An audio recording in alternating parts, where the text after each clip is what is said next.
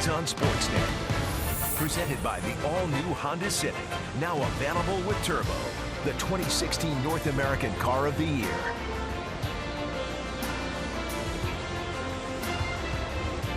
Welcome to Rogers Center, where the Blue Jays are home after a 3-3 road trip. Kevin Cash and the Tampa Bay Rays are here for a short 3-game homestand. Tampa Bay 16-19 for the season. They're a game behind the Blue Jays, fourth in the American League East. Let's take a look at their lineup tonight. Top of the order, Brandon Guyer. He has been red hot. He is the DH tonight, batting in the leadoff spot. Over his last 9 games, .382 average, and then Steve Pearce. He's drawn most of the duty lately at first base because he's swinging a hot bat, and he's got good numbers against tonight's starter, Jay Happ.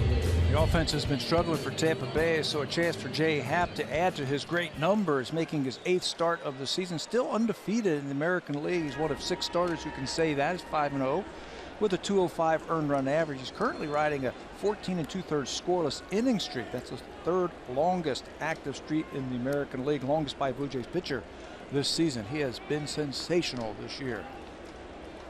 Brandon Guyer is set. Happ is ready. Here's the first pitch of the ball game. It is in there for a strike, and we are underway. Guyer just 2 for 14 in his career against Jay Happ. But as we mentioned, he's swinging a red hot bat. .338 on the season. He was talking about finally getting some playing time, some consistent playing time after yesterday's big game down in Tampa.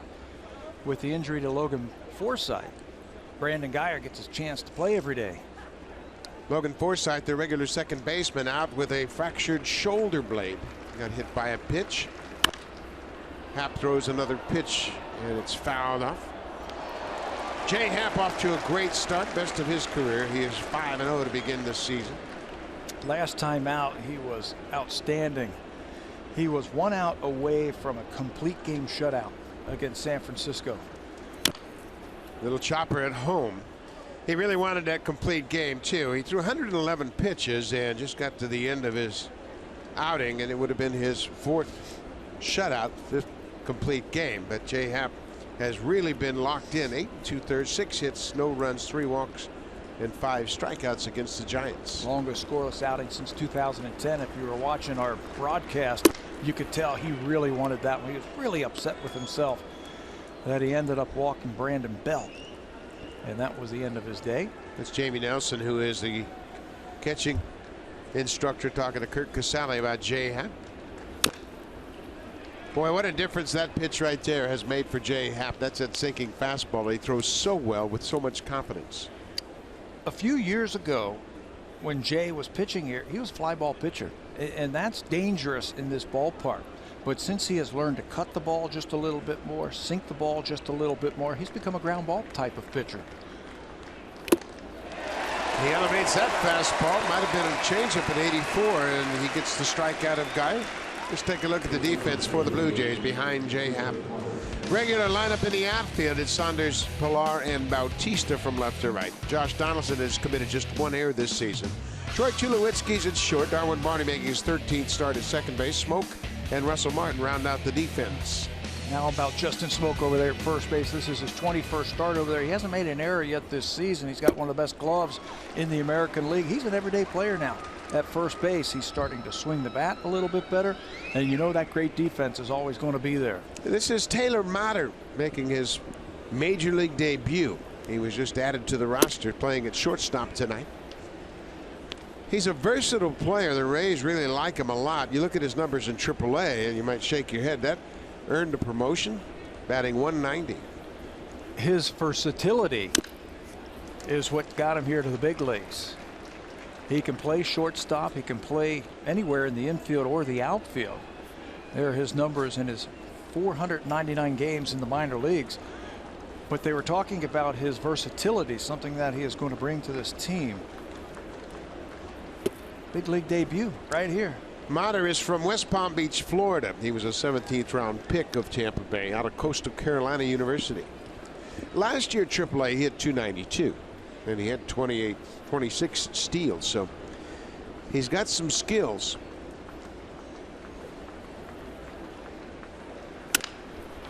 Off the end of the bat, Jay Happ goes to first, and Motter has his first big league hit. Taylor Motter Hit one off the end of the bat, and he can run. We told you the 28 steals a year ago, and Justin Smoke went far to his right, and there was no chance at all. Infield hit for a first big league hit. This might have been a spot where communication between Smoke and Darwin Barty. Darwin Barty calls him off. It might have been an easier play, but with that kind of speed, he is going to make that play and get his first big league hit.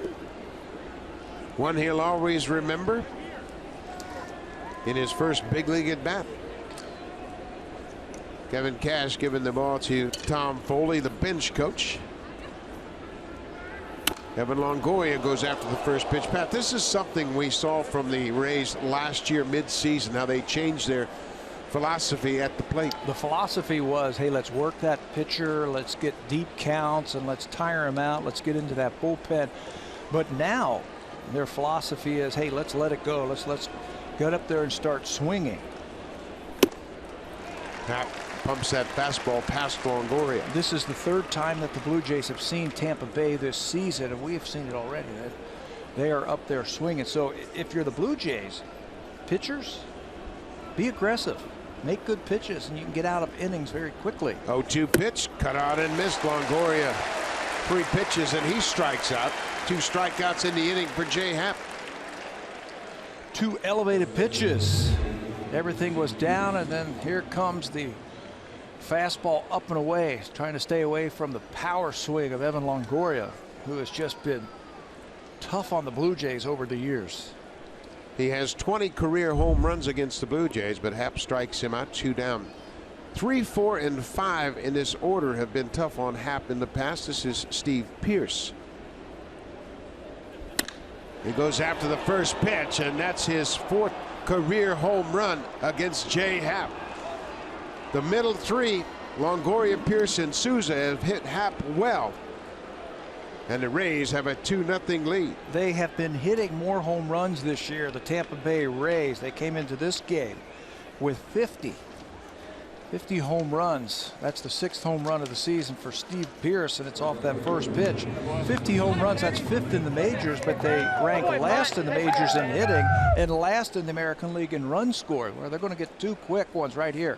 Cutter that stays out over the plate, right into the swing path of Stephen Pearce, and he gets the Rays off with a home run. 2 quick runs. For Pearce, as we mentioned, that's his 4th career home run against Jay Happ. 9 for 25 now, and Steven Souza, he has hit Happ well as well. 4 for 9 with a home run. He gets jammed, and Smoke will go to the bag. Tampa Bay, an infield hit and a 2-run home run have taken an early 2-0 lead for Drew Smyly.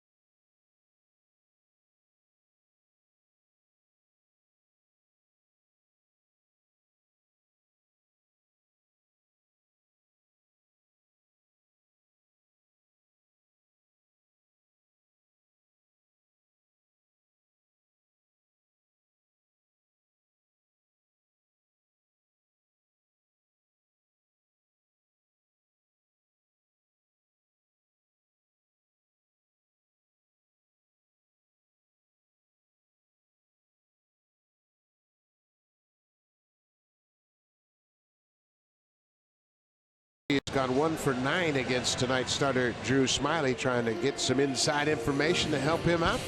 Blue Jays are down 2-0 as we take a look at the lineup for John Gibbons. Blue Jays are a game under 500, 3rd in the American League East. Troy Tulowitzki, boy, he had a great road trip. 9 for 24, a 375 average with 6 extra base hits and 7 RBIs. And right behind him, Michael Saunders. He too had a great road trip. He's got an 8-game hit streak. And look at those numbers. 438 during the hit streak, a triple, a home run, and 3 RBIs. Saunders batting 7th in the batting order tonight. Lefties and righties, it doesn't matter. Tonight he'll get a lefty. That's Drew Smyly. He gets ready for his 8th start of the season. It's been a little bit of a rough stretch for Smyly. He's 1-4 with a very respectable 363 earned run average. He has made consecutive starts of just 5 innings. His last 2 times out, he's given up 15 hits and 8 runs over those last few starts. Blue Jays know all about Drew Smyly. This is the 3rd time that they have faced him this season. Smyly got roughed up last time out at Seattle. He gave up 6 earned runs, 2 home runs, and 5 of those 6 runs came on home runs. 6 runs given up was a career high tying, and he's also gave up the most hits as a Ray. He gave up 10 hits to Seattle. Kevin Pillar in the leadoff spot. Over his last 15 games, a good average at .310. Pillar had a little bit of a rough road trip out to San Francisco and Texas. He went 4 for 24 on the road trip. Had a double and drove in 2. He was also scratched from a game in Texas. And that might have explained a little bit why he had a tough road trip. Probably explains a lot. He was banged up from that diving catch he made here at Rogers Center in the Dodgers series. Up in the chest area, and that makes it tough to swing that bat.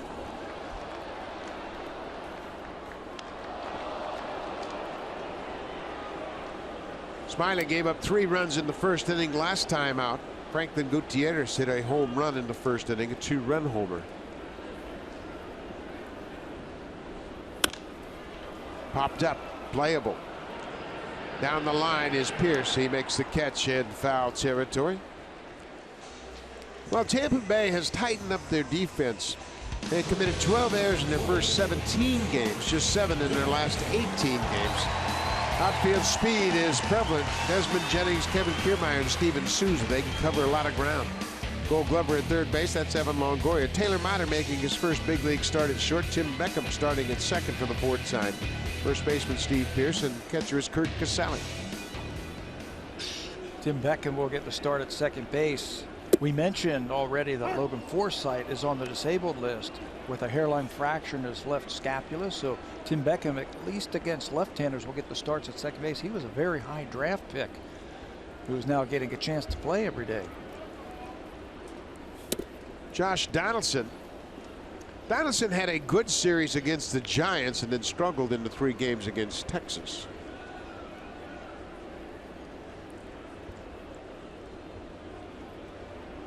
Donaldson in the San Francisco series went 6 for 14. But it was a different story. He was 0 for 14 in Texas. Texas threw a lot of off-speed pitches to Josh, really trying to mess with his timing at the plate. Slow curveballs, change-ups. There's another one right there, another slow curveball. I got a theory on that. Okay.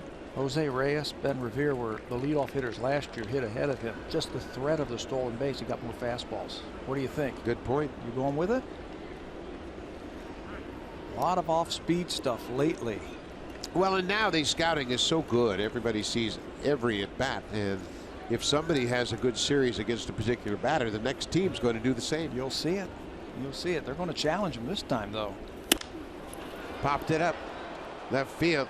Taylor Matter, the shortstop, out into left field. Makes the catch.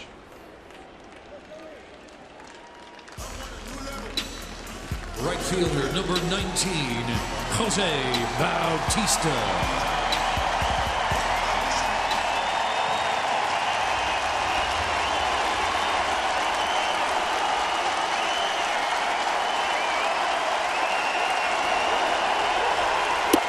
Who says Canadian fans don't know baseball? They know exactly what went on in Texas. Good for them. Nice welcome home for Jose Bautista.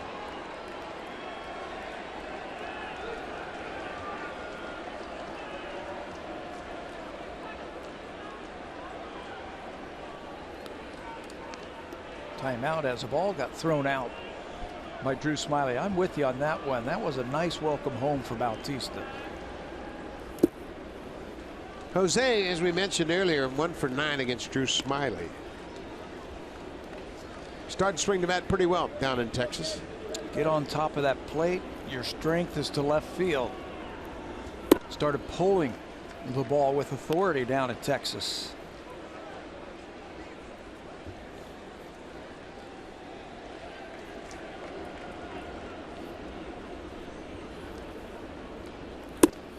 Another slow breaking ball. You mentioned the timing aspect of it, and Donaldson, Bautista, Tulowitzki, they all have a pronounced leg kick, and they use it as timing, and the pitchers are really trying to diffuse that timing, and Bautista takes ball forward. Yeah, either high leg kick or some leg movement while the pitch is going on the way. It's the trigger in their swing. One way to diffuse that is just throw some more off-speed pitches. But to his credit, Jose Bautista picks up yet another base on balls. 2-out walk for Bautista.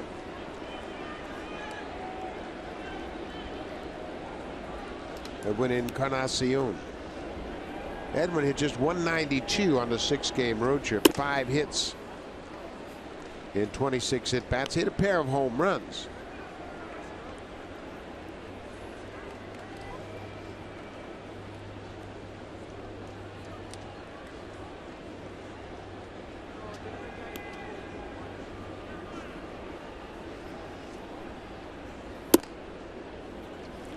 How many times have we seen it?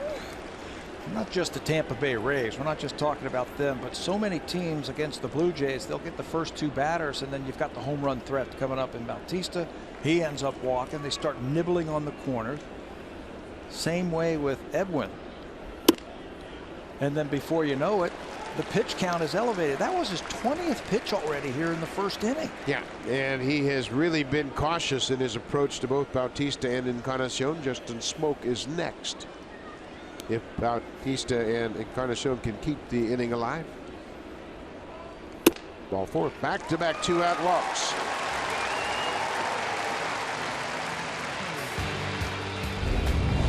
Super Slow-Mo Cam. Brought to you by Rogers 4K TV. Get closer to the action with 4 times the resolution of HD alone.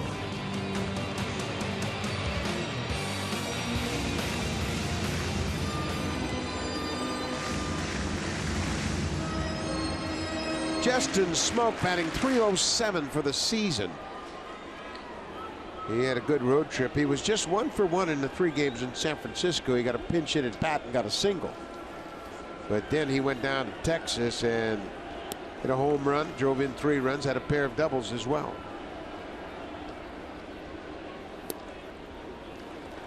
But Blue Jays aren't chasing any borderline pitches. You know, walks haven't been a problem for Drew Smyly.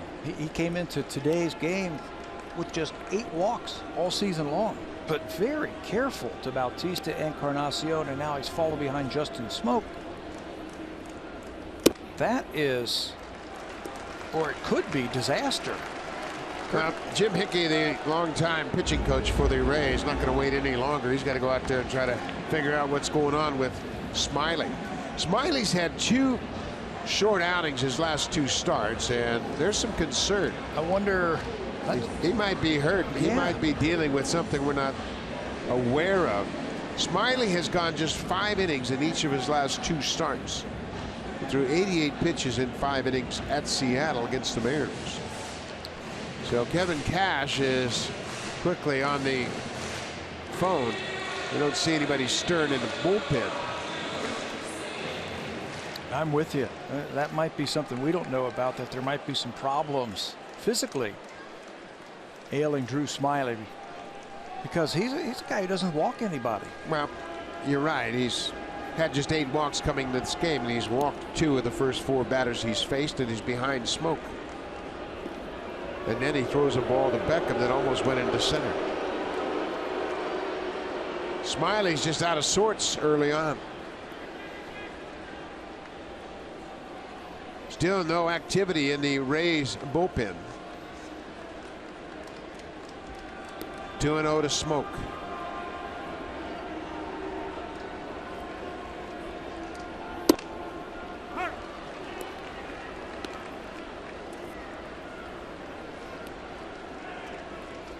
Smoke's a switch hitter that has held his own against lefty pitching, batting .240.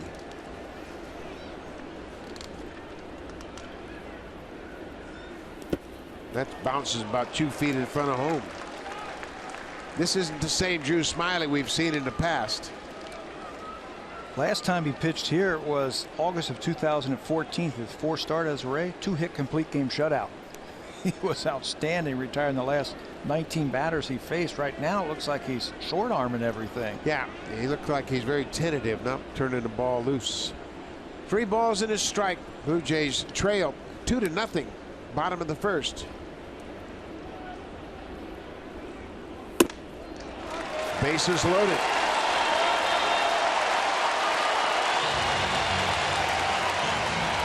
Three straight walks, and Pat, you mentioned it, just 8 walks in his first 7 starts.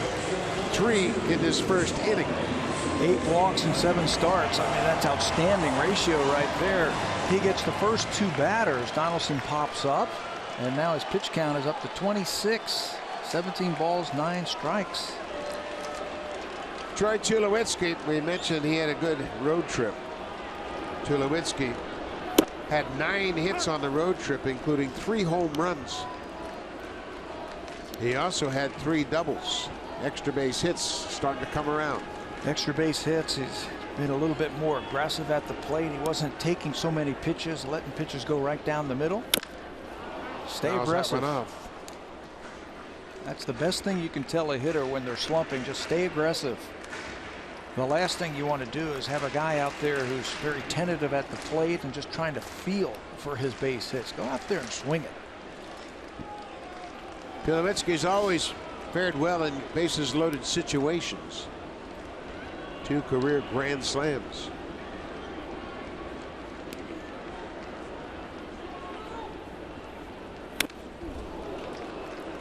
Pitch upstairs, he fouled it straight back.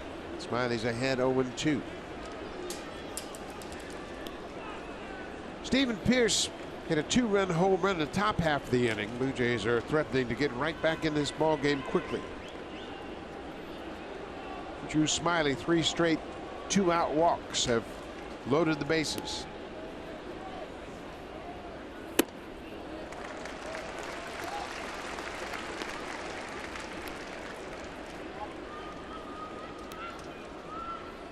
Maybe some concern on the faces of the coaches. They got to be baffled by the way Smyly has lost the strike zone.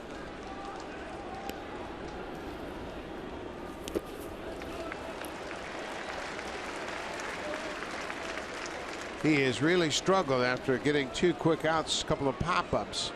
See the concern on the pitching coach's face, Jim Hickey. He's thrown 31 pitches in the first inning. That was after the first 2 guys went out. They went out in about, what, 5 or 6 pitches? 2 balls and 2 strikes. Tulowitzki strikes out. The Blue Jays will leave the bases loaded. Drew Smyly with a big strikeout. Tampa Bay with a 2-0 lead.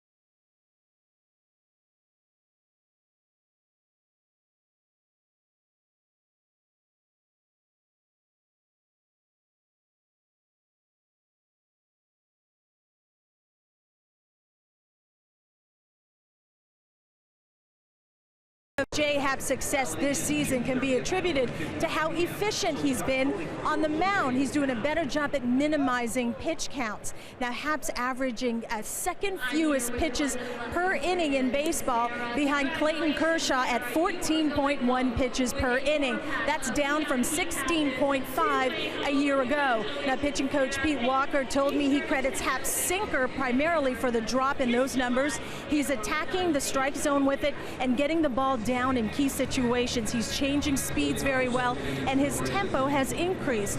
Those are all intangibles you need to keep your pitch count down. Why is that important? Well, when you do that, you go deeper in ball games. Your defense remains engaged. They're on their toes because you're working faster on the mound, and opposing hitters are not able to gather a lot of information on you that they can use in the game. Very good, Hazel. That really sums up what Jay has put to good use start this season. All those things are very important. Take it one step further. 2 words. It can really sum up what Jay Happ has been going through his first few starts here this year. Confidence and trust. He's got confidence that he can throw the ball where he needs to, and he trusts himself that he can get outs. A lot of times pitchers become very defensive and feel like they have to be perfect. They've got to make a perfect pitch to get outs. Well, he trusts what he sees. But it's interesting, too. Hazel mentioned Clayton Kershaw, and Jay Happ referenced Kershaw's start here. How he learned something watching the Dodger lefty pitch. You don't sit on that bench and just idly watch a ball game. You do it for a purpose and a reason. As Desmond Jennings singles to center field, he watched Clayton Kershaw and said, you know what, Kershaw, he makes his share of mistakes. I mean, probably the greatest pitcher in the game today, Clayton Kershaw, with all the hardware and everything he has. He said, hey, he makes mistakes too. I don't have to be perfect. I just have to continue to pound the strike zone and make good pitches, have confidence that I can make outs, and he's been sensational. Desmond Jennings with that base hit snaps an 0 for 9 skid. Leadoff single here in the second. Kurt Casale. Happ comes right back with a fastball. Casale had a game-winning base hit against the Blue Jays down at Tropicana Field. It came off Brett Cecil. One of the 6 different ways the Blue Jays have been walked off. Game-ending base hit for Casale. Yeah, they've had their share of those final plays of a game where the Blue Jays have lost. We all know about the home run, the walk-off home run on the road trip. We saw the bases loaded walk to Buster Posey. Kurt Casale had one of those, like you just mentioned, down in Tampa. Those are tough losses to come back from.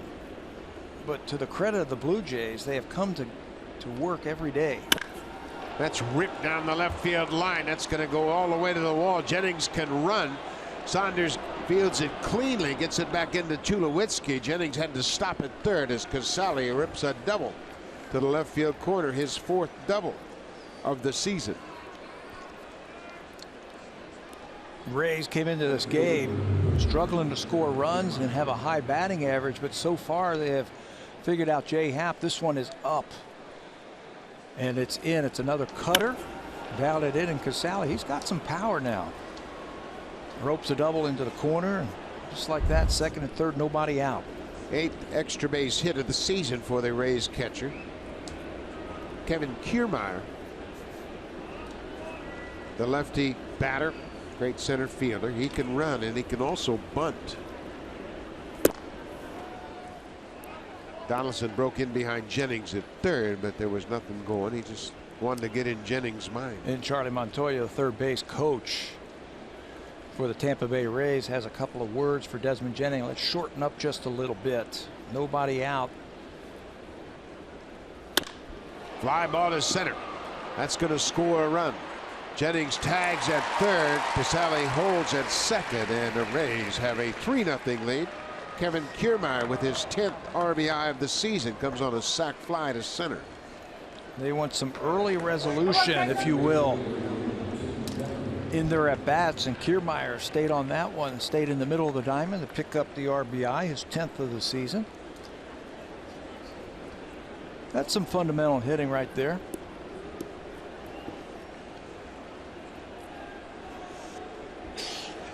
Number 9 hitters Tim Beckham. Beckham playing second base for just the 4th time. He is versatile. Came up as a shortstop. He's their utility player now. Down and in.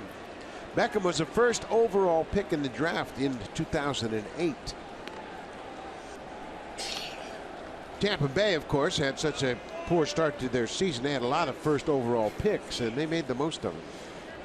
First part of their existence, they were bad for a really long time, so you better hit on your #1 picks. Tampa did that.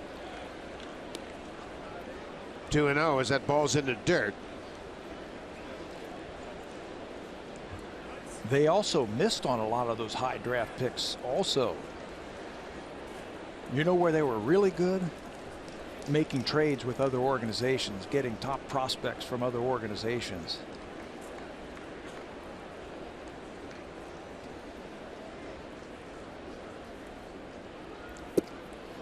That almost got past Russell Martin. I'm not sure if he got crossed up. It certainly had a lot of movement on that pitch. Jay Happ struggling with his control right now. He doesn't like that baseball. Is going to throw it out of play. Watch Russell try to catch this one. I mean, that suggests that he might have got crossed up, but he didn't go out there to talk to him. It looked like he just didn't get his glove turned over and got more movement than he anticipated. 3-0, 1 out, a run in here in the second. Tampa Bay has a 3-0 lead.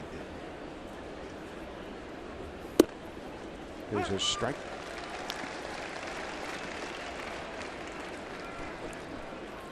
Steve Pearce hit a 2-run home run in the first, and Kevin Kiermaier on a sacrifice fly here in the second.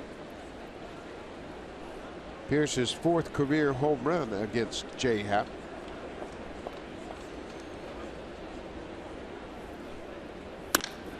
Fly ball, center field. Pilar's on the move, on the track, at the wall. He jumps, and that ball is gone.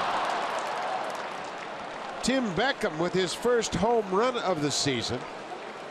Second of the game given up by Jay Happ, and Tampa Bay has come out swinging. They're a good fastball hitting team.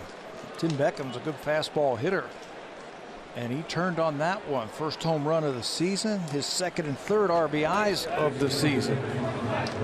Didn't try and do too much with this, didn't try and pull it. He just stayed in the middle of the field. He's got plenty of power. Another pitch that is up. Look how the hands come inside that baseball and generate some bat speed. Generate that ball over the wall in center field. So back to the top of the order. Brandon Geyer struck out his first time up, the leadoff man. First pitch strike. Beckham came into the game batting .135 with no homers and 1 RBI.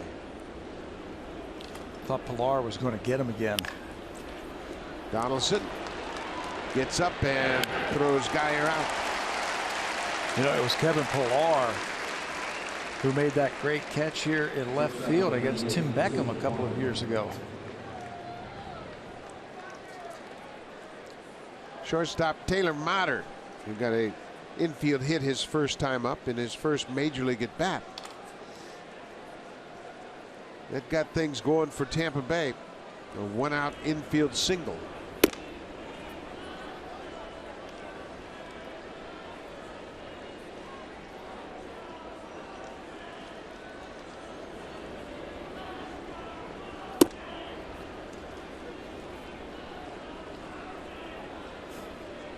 Jay Happ hasn't liked a few of the baseballs he's had tonight. Just uncomfortable out there. He's thrown 3 or 4 of them out of the game, hasn't he?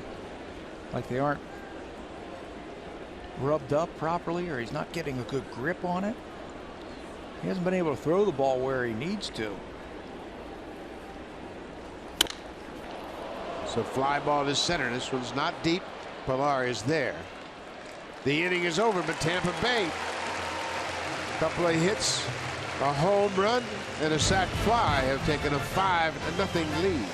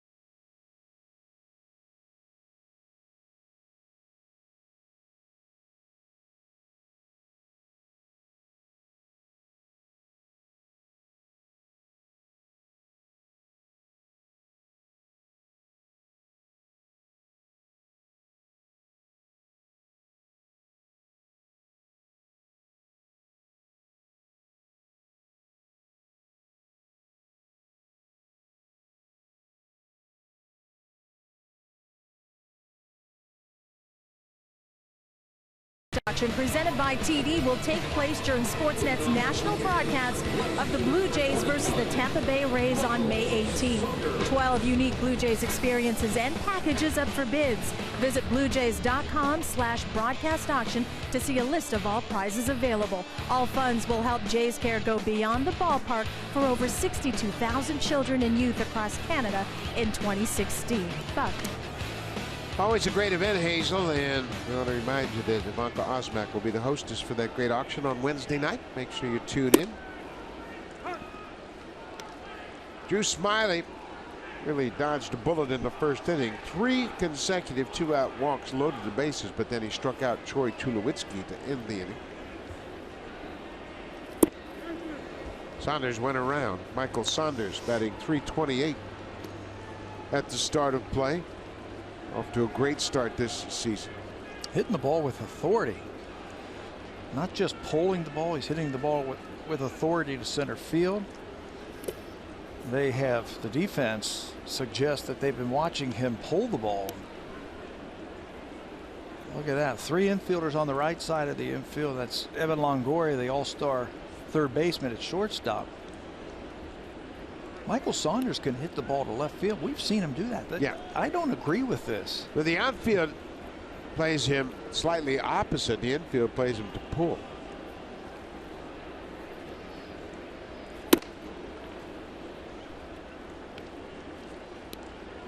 We have seen him hit line drives down the left field line. That's why the outfield is shaded in that direction. We've seen him hit ground balls to the left side too.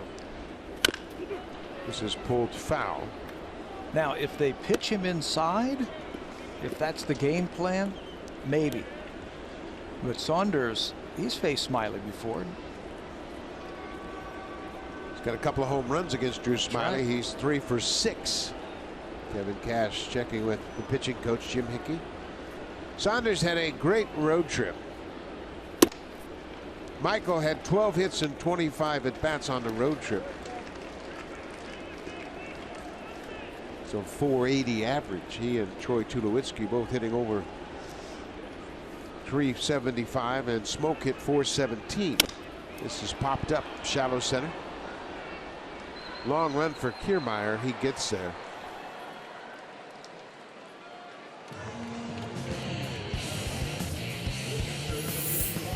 Make your renovation a cut above during the DIY expert sale. Only at Home Building Center and Home Hardware Building Center.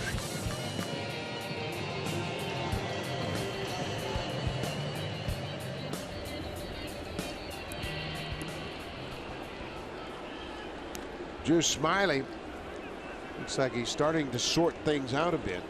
Russell Martin bats with 1 out. Hitting, you mentioned some of those good numbers from some of the players on the road trip. Hitting on the road trip or getting on base wasn't a problem for the Blue Jays. It was getting them in clutch situations. They had all kind of problems in those 6 games. Runners in scoring position, they have not performed like they did a year ago. It has really been a concern. Martin behind 0-2. Smyly elevates that fastball again. Strikes him out. Second strikeout for Smyly. Blue Jays went 3-3 on the road trip through San Francisco and Texas. And they had a chance to win 5 for sure, maybe all 6 of these games. And they split the 6 games.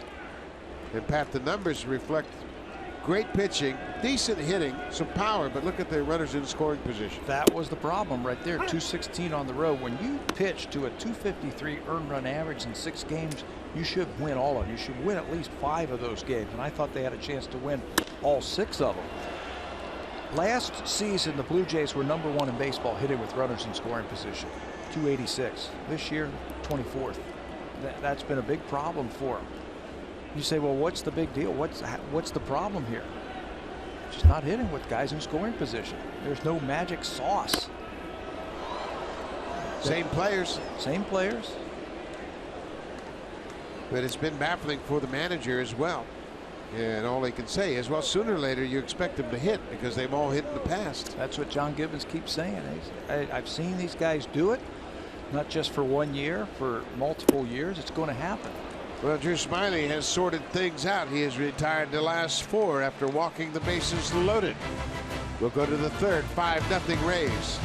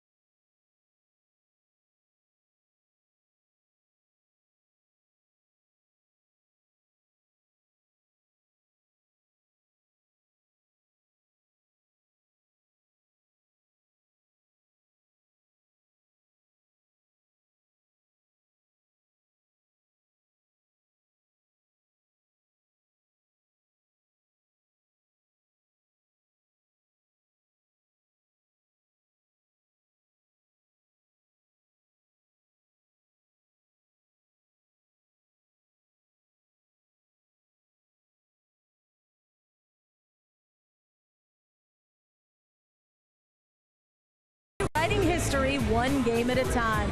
The Raptors have finally broken through to round 3. Watch them face King James and the Cavs in game 1 tomorrow at 8:30 Eastern right here on Sportsnet. Thank you very much, Hazel May. And Rob Butcher, the great PR director for the Cincinnati Reds, has sent us a message that Toronto native Joey Votto will be available in the Reds Progressive Field dugout prior to tomorrow's Reds game to comment on the Raptors basketball game. He's a big fan, been following the team, and wants to wish them good luck. So he'll be available tomorrow in Cincinnati. When's our flight? Go see that. Good for him. Rob Butcher still sending you emails. Rob Butcher is something else. He's the best. He is something else. Evan Longoria struck out his first time up. And he drills this one to left field. Longoria, sharp single to left, and the ball is dropped by Saunders, and now Longoria is going to get the second. Everything is a little bit off kilter here for the Blue Jays so far tonight. You're right. Pitching hasn't been very crisp, but now the defense not very crisp. Michael Saunders goes to throw the ball and just drops it.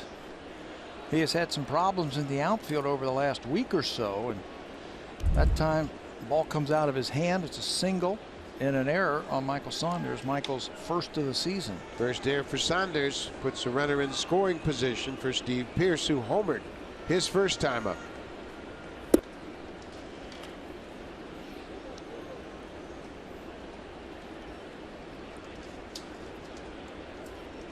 Jay Happ has allowed 5 runs tonight. First time since July 30th last year while he was pitching with the Mariners. He gave up 7 runs in that start at Minnesota. So it was 19 starts ago that Jay Happ had given up as many as 5 runs as he has tonight. Dustin Antolin, who has just joined the Blue Jays, he joined the ball club yesterday. He got quite a welcoming as he was involved in that bench clearing brawl. Hopefully as a spectator, as a rookie. Yeah. It's like, wow, welcome to the big leagues, kid. We don't normally get in fights like this. 3-0 count to Pearce.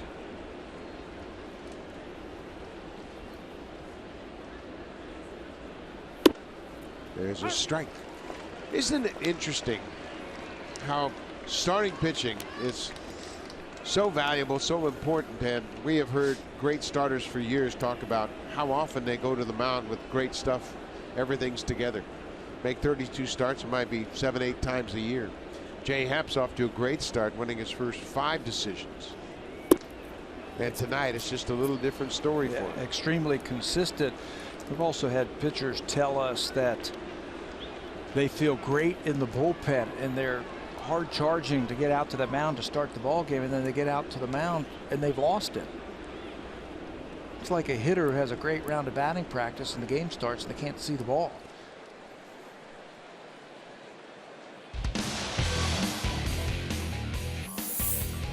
This Blue Jays Rogers 4K broadcast is powered by the Samsung 4K SUHD TV.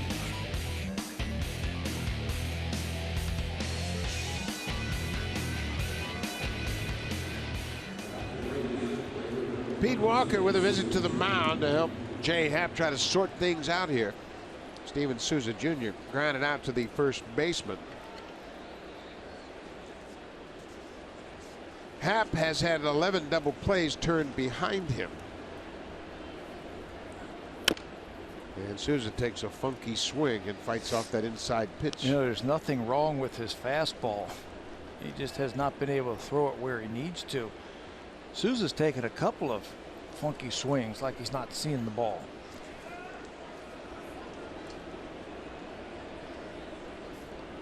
So Marcus Stroman, who has rejoined the ball club after graduating yesterday from Duke University. He had a lot of family and friends in attendance for that ceremony, and he was very proud that he could walk in graduation after finishing his degree. Got to wear the cap and gown. I saw a picture of him, that cap and gown at Duke. 2 balls and a strike, nobody out. Tampa Bay with a 5-0 lead. 2 aboard here in the third.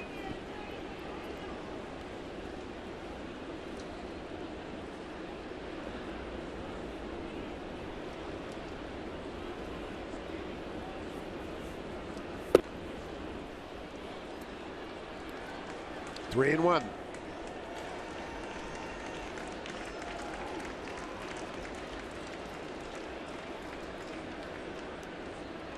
Drew Smyly pitched out of a first inning situation, stranded the bases loaded.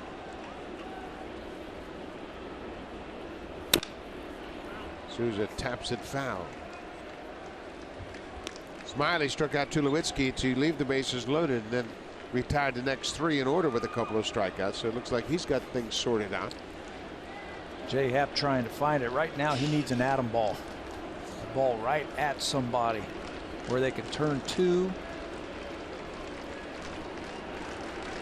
Pitcher's best friend. He needs that double play ball. Ground ball, base hit, past Barney into right. Longoria is being raved around third. He'll score, and Steven Souza drives in the 6th Rays run.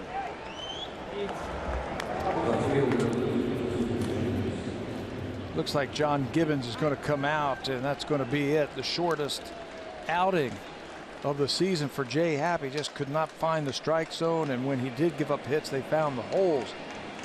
So he will go just 2+ innings, and right now he's charged with 7 runs, and the 2 runners on board are his responsibility. So Jay Happ, a very unusual start. Dustin Antholin will make his major league debut when we come back.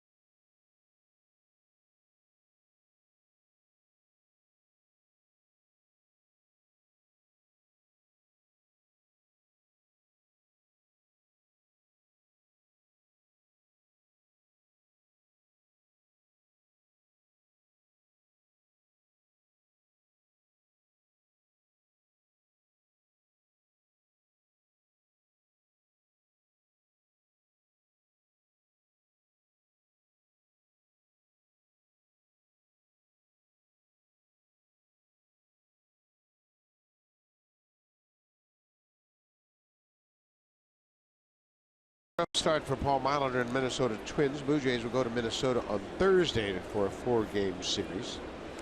Jay Happ, shortest start of the season for the Blue Jays, and he'll turn things over to Dustin Anthem, making his major league debut. Here it is after 12 games in AAA this season, 1-1 with a .270 earned run average. Antelin's got a good four-seam fastball.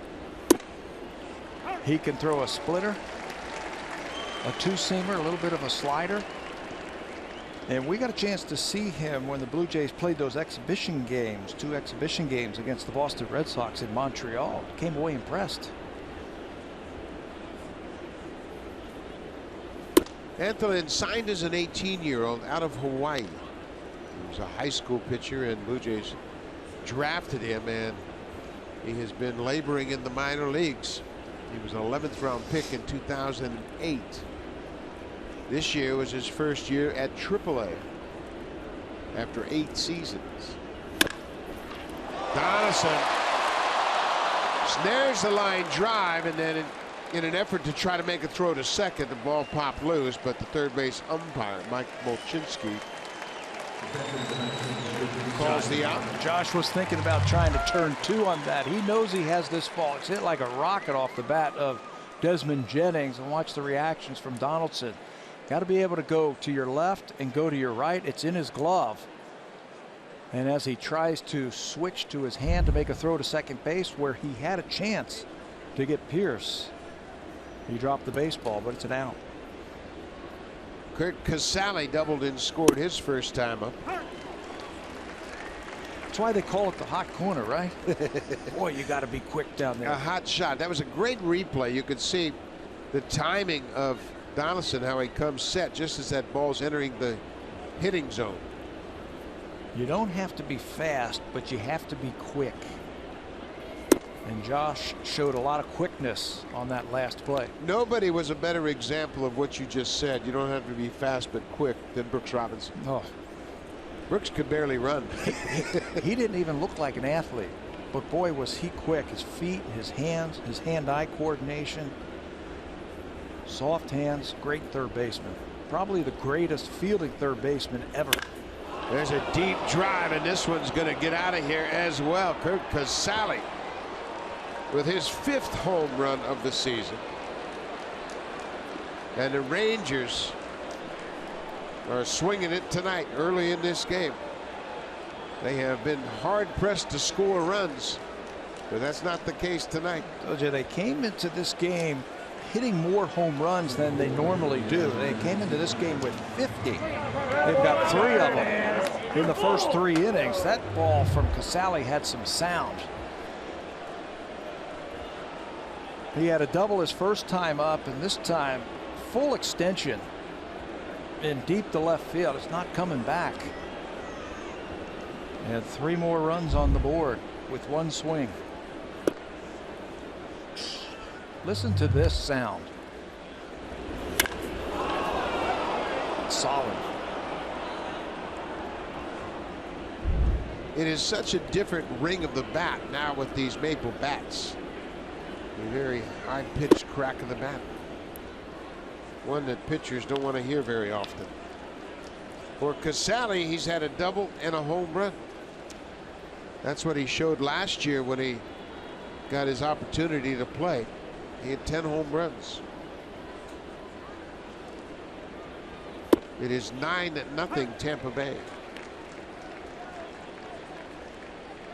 And if anybody thinks they've got baseball figured out, think again.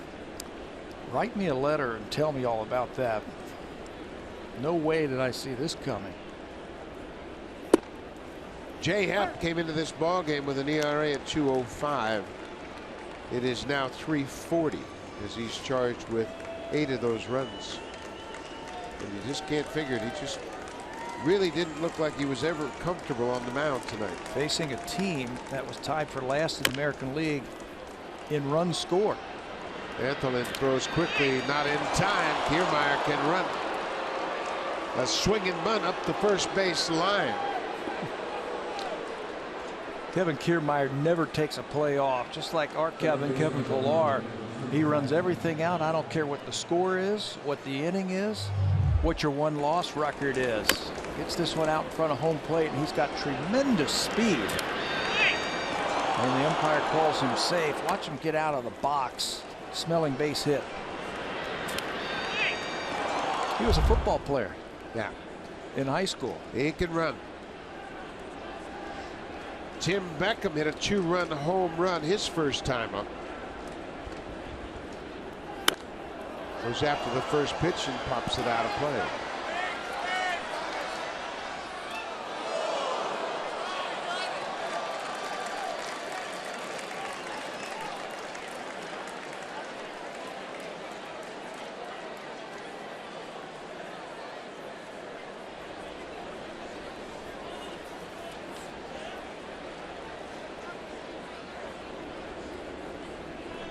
Tampa Bay with 3 home runs tonight.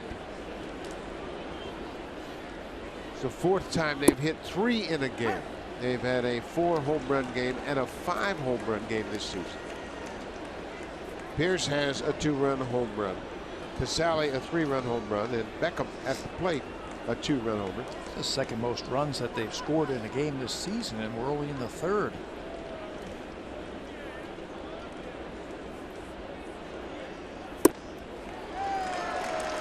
Beckham strikes out, 2 down. Well, Jay Happ had gotten up to such a great start. This is really an unexpected turn of events tonight. Just 51 pitches. He goes 2 innings plus 3 batters. 7 hits, 8 earned runs, a walk, 2 strikeouts, and he surrenders 2 home runs. Just didn't look comfortable tonight. Could not throw the ball where he needed to. The ball stayed up. His cutter didn't have the depth that we saw in his previous starts. When he turned the changeup over, turned the fastball over, it stayed in the hitting zone, and Tampa Bay hit it. This is popped up off the bat of Brendan Guyer. Smoke, the first baseman, takes charge and makes the catch. The Rays have scored 2, 3, and 4 in this game. They lead it 9-0.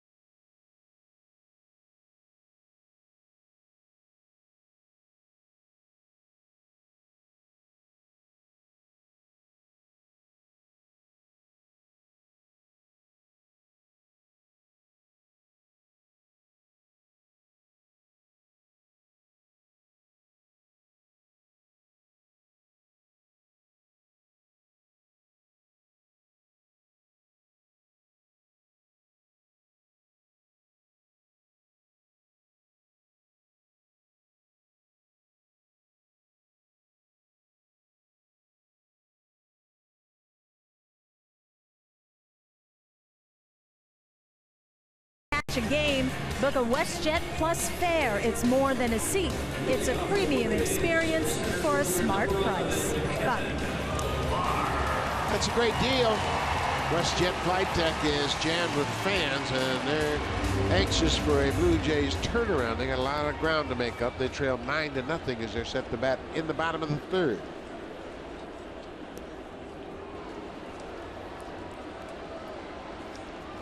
This is the 8th game these two ball clubs have played so far this season. Blue Jays have won 4 of the first 7.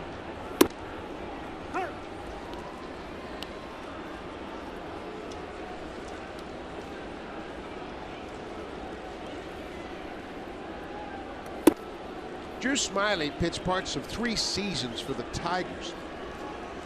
And then he was involved in the David Price trade, July of 2014. Price went to the Tigers. And I have to admit, when that trade was made, I said, that's all they got for David Price? I thought Drew Smyly was a pretty good pitcher. I thought he'd be okay. He's been great since he's come over here. Yeah, he really has pitched well for them. Pilar goes after the pitch, and he's called for the swing, and Casale will throw to first to complete the strikeout.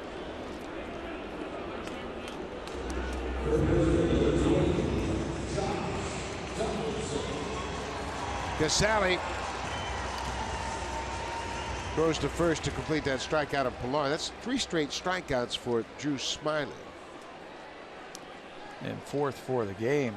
He seems to have righted himself, if you will, after 3 straight walks in the first inning. He looked like he was going to be the one that was out of the game quickly. The Yes. way he got started after 2 quick outs, he walked the bases loaded. Since coming over here, he has fit right in with this team. They've got some good young pitchers that they can build around and that they have control of, the Tampa Bay Rays. But we've been saying that for, it seems like, a decade. This is the 26th start for Smyly since coming to Tampa Bay. He's pitched to a .283 earned run average and an opponent's batting average of .202. The Rays are 16-10 in those 26 starts. You know, when you look at him, he doesn't look real intimidating, like he can overpower you, but he's a pitcher. He's got 4 pitches that he can throw at any time. And he's got one of those invisibles also. The way he throws the ball, batters just have trouble picking up the spin, and it gets on him quickly. Donaldson has homered twice this season against Smyly as Bautista waits on deck. It's a full count to Donaldson.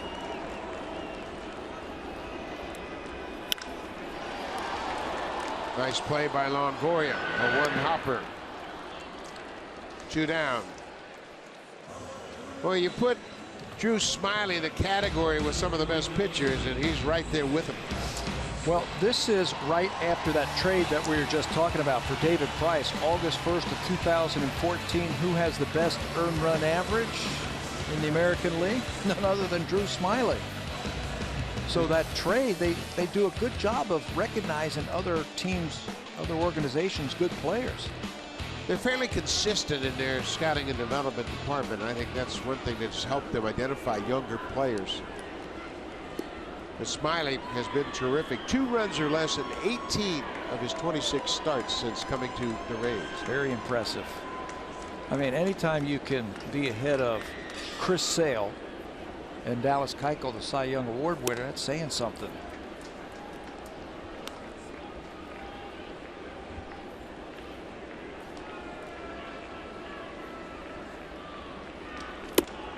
Bautista takes one outside. Jose walked in the first.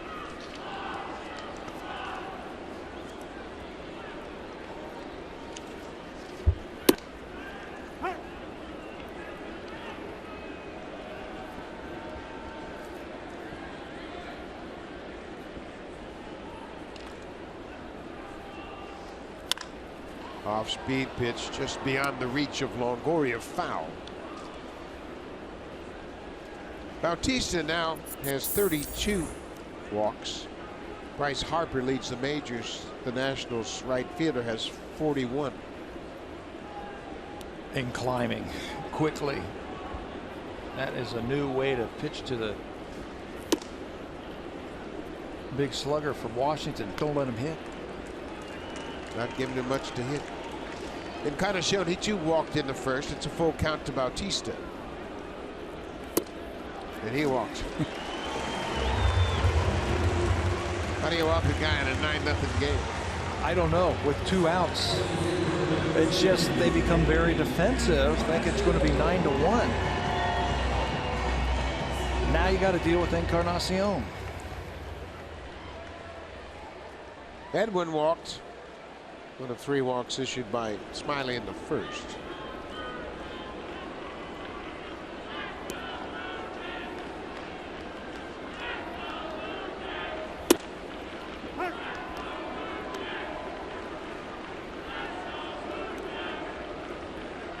First of 3 against Tampa Bay, a very short homestand.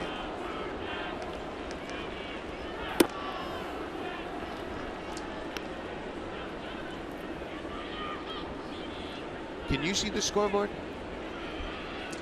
It's 9-0. Can I see? Yeah. I thought maybe my eyes were deceiving me. You thought that 9 was a 0? He's pitching like it's 0-0.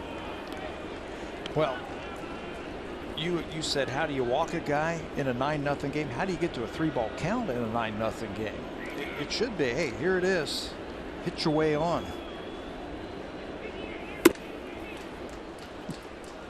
It's this middle of the lineup. There's something about them that they want to pitch away from the power of the Blue Jays. 3-1, 2 outs. You saw Justin Smoke on deck. Popped up over near the Rays dugout. And will hit on the roof and bounce into the seats.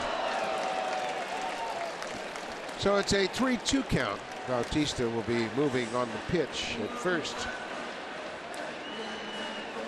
Blue Jays don't have a hit yet. Had 4 base runners, all walks. That's half as many as he walked coming into this game in his first 7 starts of the season. He's had one of the best walk to strikeout ratios in all of baseball.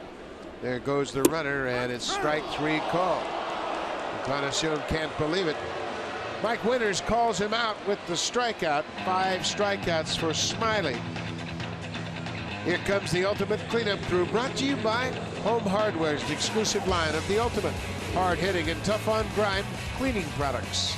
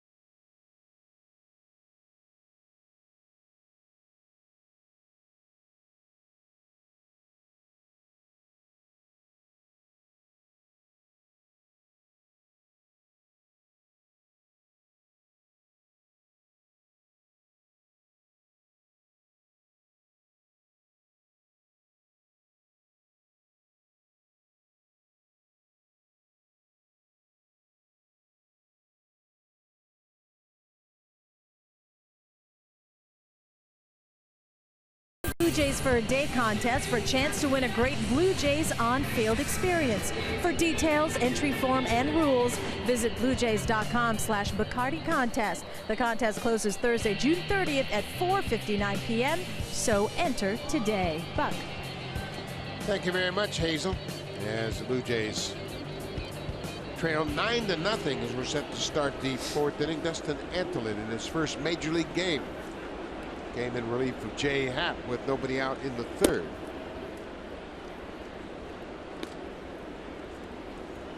Taylor Matter, the shortstop, making his major league debut.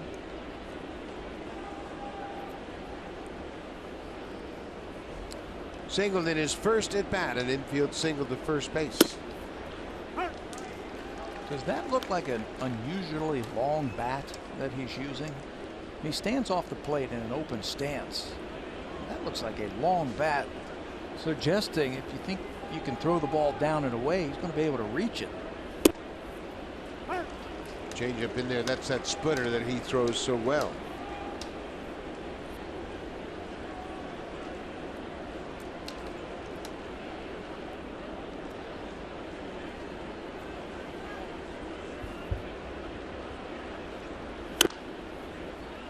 Well, you're right. It looks like a long bat. Most bats today are, what'd you say, 34 inches? I don't think many guys use a bigger bat than 34, maybe 34.5 inches. I was talking to some of the coaches for the San Francisco Giants, said a lot of them are going to 33-inch bats, 31 ounces, getting smaller bats that they can handle this big pitching, this 95-mile-an-hour type of pitching. Fly ball into right. Bautista comes in. Mater is retired on the fly out. But you're right, 34, 31, lighter type of bats. Most of the players, of course, are product of aluminum bats as kids. They want that light bat, something they can really whip through the zone. When we started, they talked about an ounce of weight for every inch of bat. So if you had a 34-ounce bat, it was 34 inches long. That was the best wood you were going to get. P.B. Reese was the representative for Louisville Slugger. He used to come around and always we'd ask P.B. what should the bat be, and he says an ounce per inch is the best wood we have. That's a heavy bat. Yeah, it's pretty 34, 34. Yeah. I mean, if you went with the typical length of a bat, 34 inches. I picked up some of Eddie Murray's bats. I asked him to send me over some of his bats. I was going to try and use them. Well, that didn't work out. They were like 37 inches, maybe 35 ounces. Yeah, they were big bats. Yeah. He was a great guy. I was at first base and everybody says, hey, you need to hit more home runs, get a bigger bat. So I said, Eddie, can you send me over a couple of your bats? He said, sure, no problem. I think in the 3-game series, I must have struck out like 6 or 7 times. It was way too big for me. Gave them back to him. Said thanks. They were like swinging a telephone pole. Yeah, and he could get it going too. That's why he could hit those balls with one hand. That's right. He was a little bit stronger than I was. Evan Longoria, he singled to left field his last time up. Went to second on the first air of the season by Michael Saunders.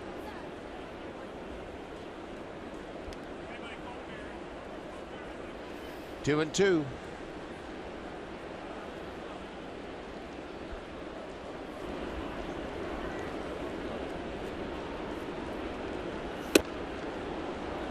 That's good enough to be a strike. Russell Martin thought so. Mike Winters hearing it from the dugout once again. In between innings, after Edwin Encarnacion struck out,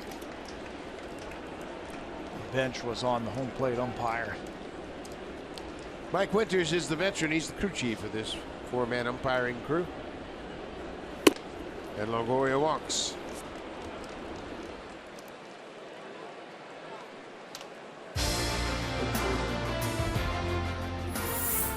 The all-new Honda Civic, now available with Turbo, the 2016 North American Car of the Year.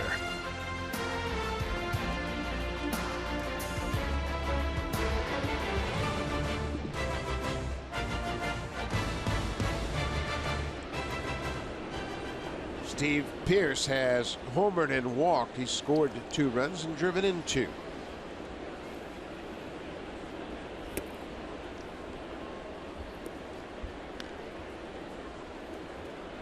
Pearce is getting more playing time over at first base. Logan Morrison was brought in to add to the offense, but he's off to a terrible start to the season. So his playing time has been reduced. He was brought in to get the majority of the at-bats over there at first base. Hit against right-handed pitching. Supply some power and supply some run support. It's been a tough start for him, for the Tampa Bay first baseman. Way outside. Morrison has 84 at-bats, 10 hits, 2 doubles, and no RBIs. And that's a tough start. Logan in the past has had some decent years. Showed some decent power numbers. 2-1 to Steve Pearce.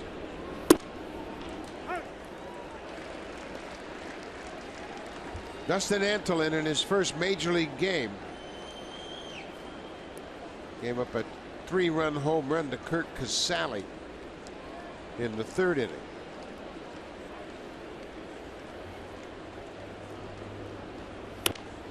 Pops this one up.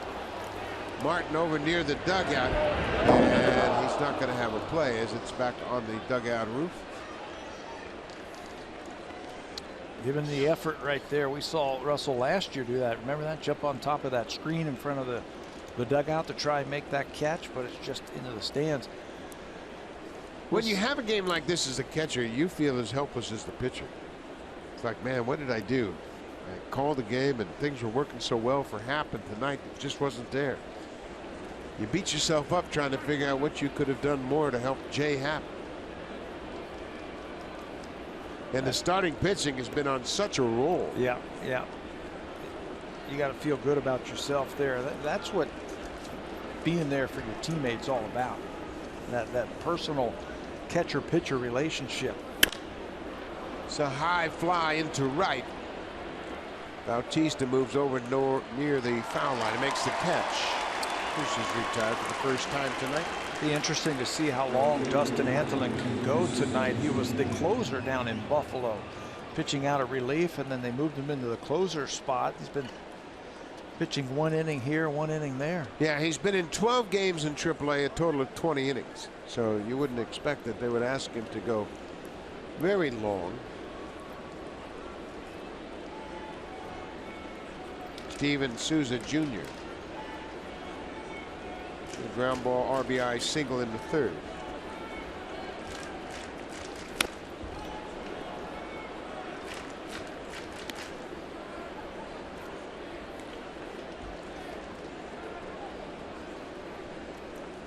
Pete Walker and John Gibbons now trying to figure out how to finish out this game. You plan ahead, looking at your rotation, saying, okay, what do we have left? How many innings we got down in the pen? Tomorrow it'll be Chris Archer for the Rays against Marcus Stroman. And then on Wednesday, Jake Odorizzi against R.A. Dickey. Someone's going to have to give you a lot of innings out of that bullpen tonight. You know, if you fill up your bullpen with guys who can throw 1 or 2 innings, when the starter gets knocked out early like Jay Happ did tonight, tough to put it all together. You're going to need a guy to come in there and give you 3, 4 innings, eat up those innings to get to the back end of this game. Souza has another hit. Sharp single into left. He's 2 for 3.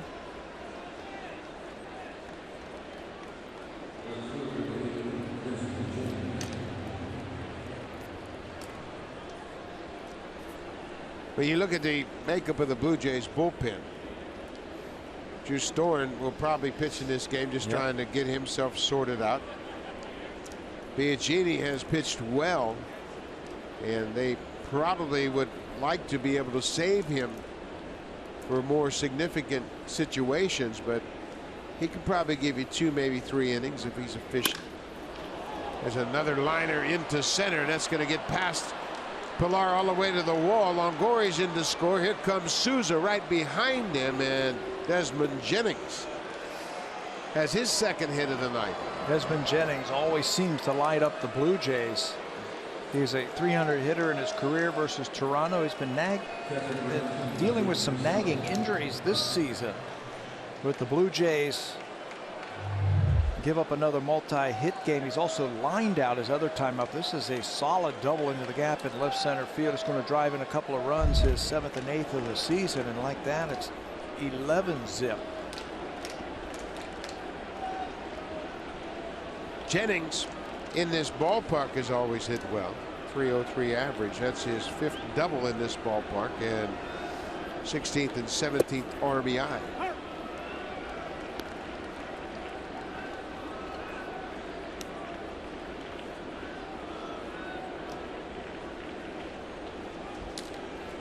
Not exactly the return to Rogers Center the Blue Jays had envisioned. Kurt Casale has doubled and homered so far tonight. This is where a manager and a pitching coach will sit there and just try to contemplate how we're going to manage our innings in this 3-game series. It's not just about this game. You got Stroman and Dickey, and of course they've both been pitching very well later into the game. But at the same time, you got to make sure you have enough fresh innings down in that bullpen. Well, they're well rested down in that bullpen because the Jays starters have the most innings in all of baseball this season. So they haven't had a lot of innings to divvy up down there, but tonight they're going to have to do it. Everybody's going to have to give them multiple innings.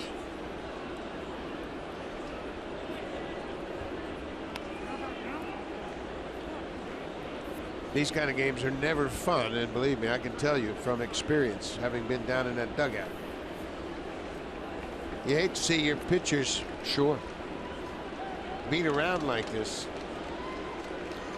You got to work your way through it. You got to gut your way through it.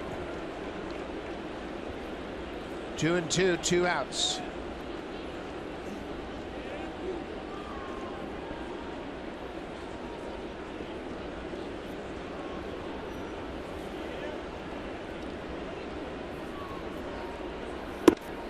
Inside.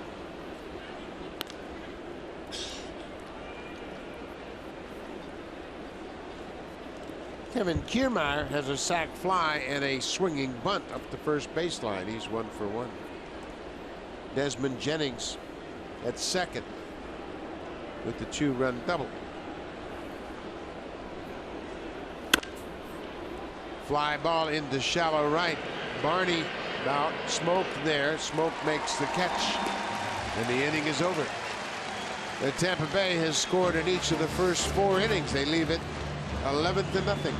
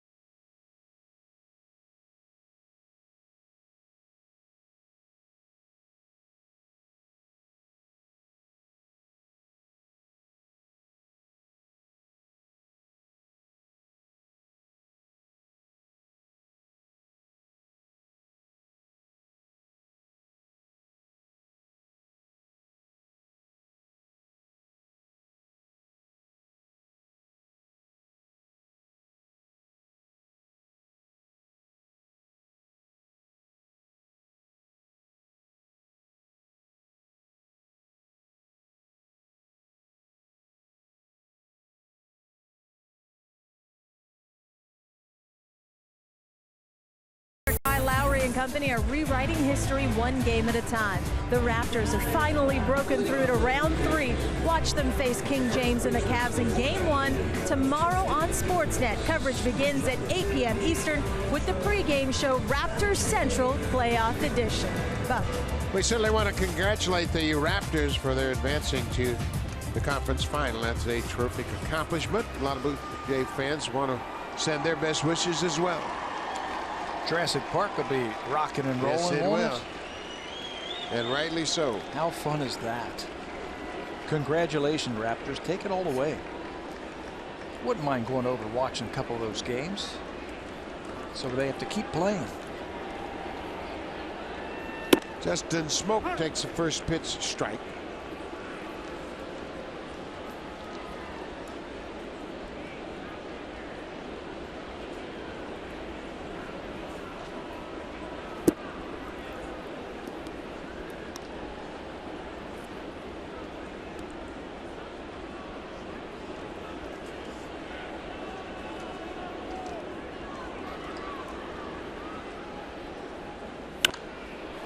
That's going to reach the seats out of play. The Boston Red Sox just went through a 7-game homestand where they scored an average of 10.4 runs during the homestand. Third highest of any major league team on a homestand of 7 games or more in the modern era since 1900. I mean, everybody in that lineup's hit. Big Papi is doing his thing, isn't he? You know Home what? runs. Everybody's asking him, "Are you going to play Yeah. another year?" And he continues to say, "Let's win the World Series." And then I heard him say that the other day. Yeah. He says, well, if we get into the World Series and win the World Series, maybe I'll change my mind. I don't think so. You know, announces his retirement, and he's having a great year. but you look at their team. David Ortiz has 33 ribbies. Jackie Bradley Jr. has 30, and he's hitting .331. Then Mookie Betts with 27. Travis Shaw came out of nowhere. He's got 26. There's the first hit for the Blue Jays. It comes off the bat of Justin Smoke.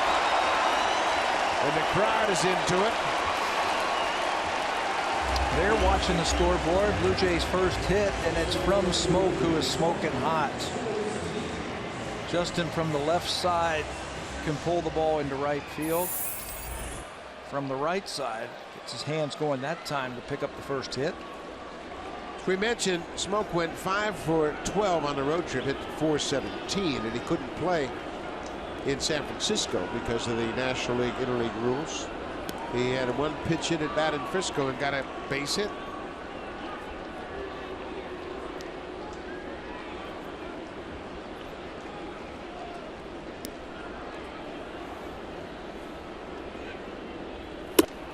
Troy Tulowitzki, he struck out with the bases loaded in the first, but like Smoke, he had a great road trip. Tulowitzki had 9 hits in the 6 games, scored 7 runs, and drove in 7. Bunch those hot hitters together so you can start rallies.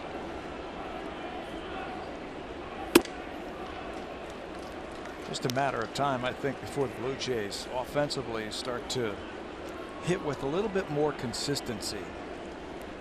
I was looking at some of the numbers today, and I said, boy, they are striking out a lot. They must be chasing a lot of pitches out of the strike zone. Not true. They have the lowest chase percentage in baseball, meaning that their strikeouts are coming, they're missing their pitch. And you and I have been watching that this year, that when they get their pitch, they're fouling it back or they're swinging right through it. They're not swinging at pitches out of the strike zone. And you see these guys just like me every single day. Mm-hmm. We see them take batting practice, and they're all grinding trying to figure it out. I'm telling you. They talk a lot about it. Everybody exchanging thoughts and ideas and what to do against a particular pitcher. In their batting practice, they have a plan when they're in there. They're working on going the other way. They're working on getting the ball into the outfield. If they have to keep it in the middle of the field, they'll also have a round where nothing can go except in the middle of the diamond. Say, stay in the middle. So there's a plan that they go through. Their at-bats have been good. They have to make some adjustments on certain things, get closer to the plate or your hand position, that kind of stuff. But when they get pitches to hit, they just have not been able to hit them consistently.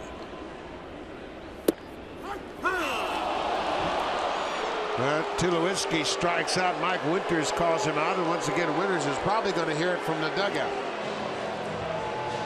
And that'll take the mask off, and that will send John Gibbons. He's 2 for 2, getting thrown out.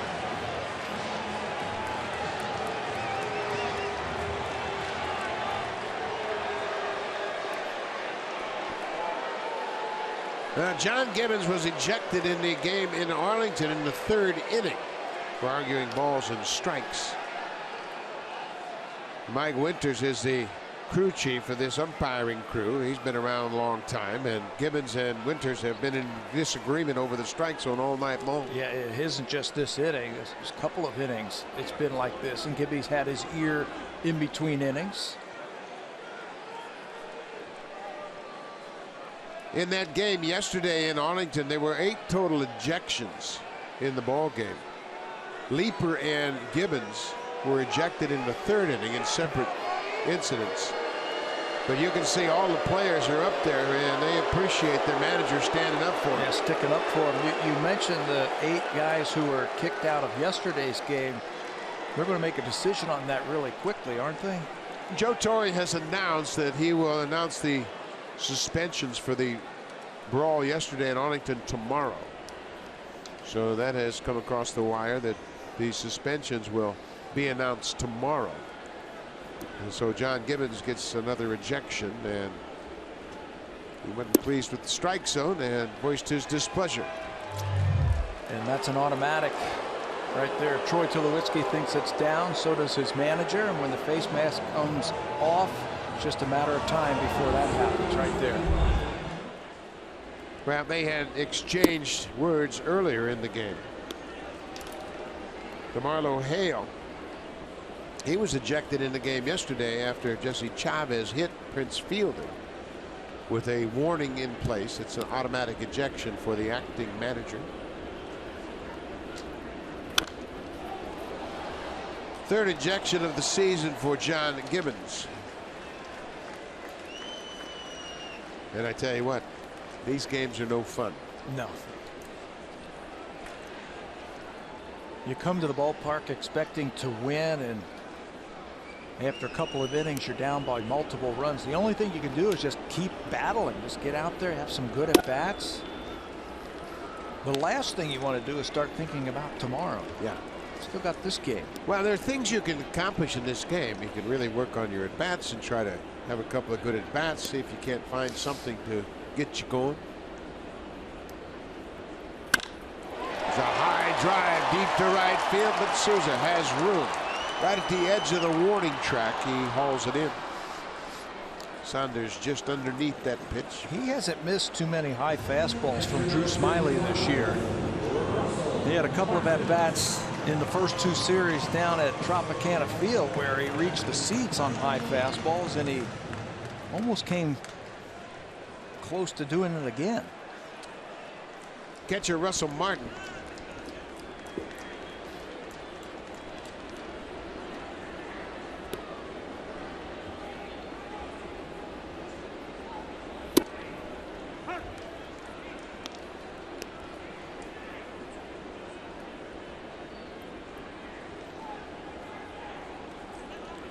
It pretty much summed up the feeling tonight, huh? Shaking his head like, this is not what I expected. I'm right with you, buddy.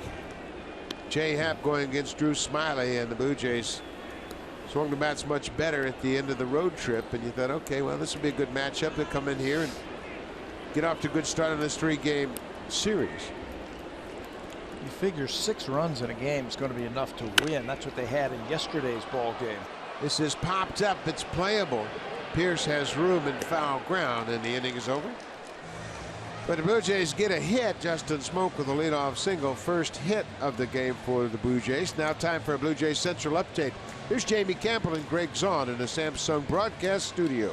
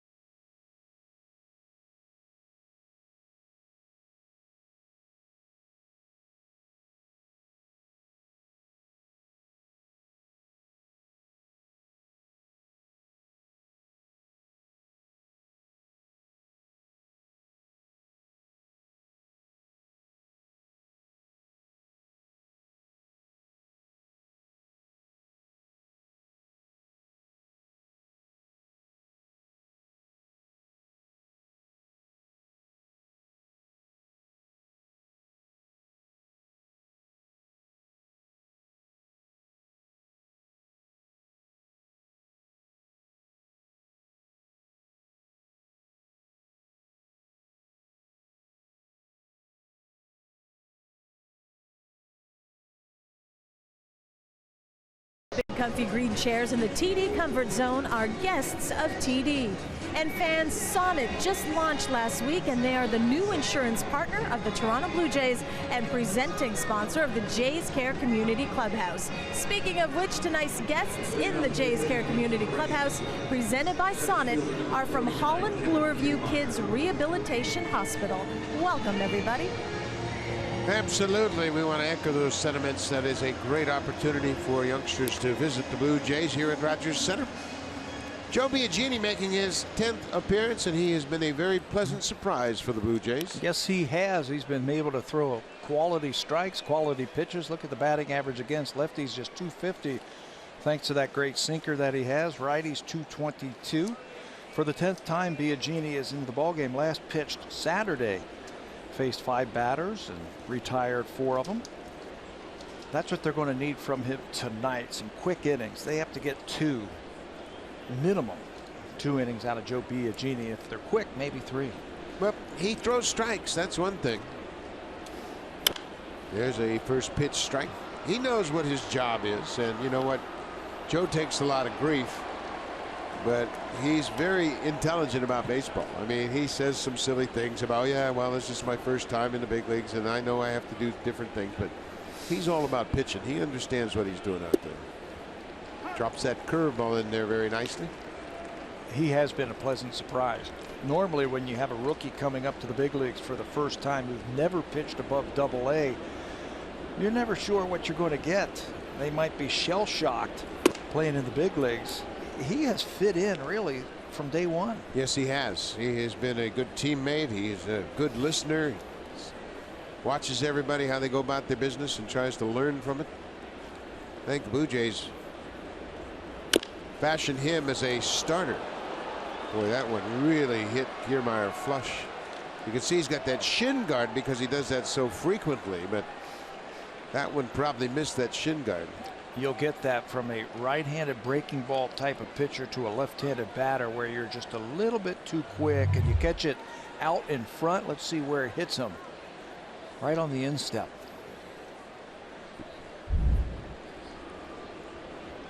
You can see that shin guard protects that big knobby bone on the inside of your ankle, but that hit on the instep. Of course, not where the protection is. Sure. Probably numb right now, and Russell Martin does the courteous thing. He goes out to talk to his pitcher to give Kiermaier a couple of extra minutes to see if that will wear off. Curveball down in the dirt. I did that one time, found a ball right off the top of my foot. Felt great the rest of the game. I mean, it hurt when it happened, felt great the rest of the game. Went out that night, couldn't walk. Couldn't walk. I had to get in a golf cart to go back home. Really? Yeah, I was at a concert. Smoke knows Kiermaier can run, so he comes and gets that little chopper, the first one down. It sneaks up on you. I guess the thrill of the game wore off and the pain crept in. The adrenaline went down with the sunset. And the swelling went up, right? 1 out. Tim Beckham, he hit his first home run of the season back in the 2nd inning.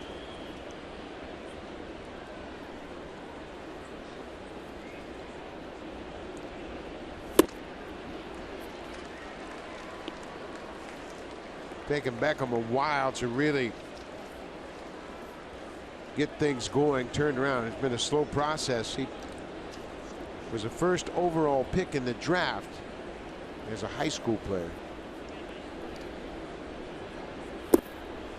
You have to know who you are, right? What type of player that you are. Are you going to be a home run type of hitter? Are you going to be a batting average, high batting average type of player? Are you going to be known as a good fielder? You can see the talent. You can see why he was drafted #1 overall. He's got quick hands and a very good arm. There's those quick hands. Gets to that one, but pulls it foul into the second deck.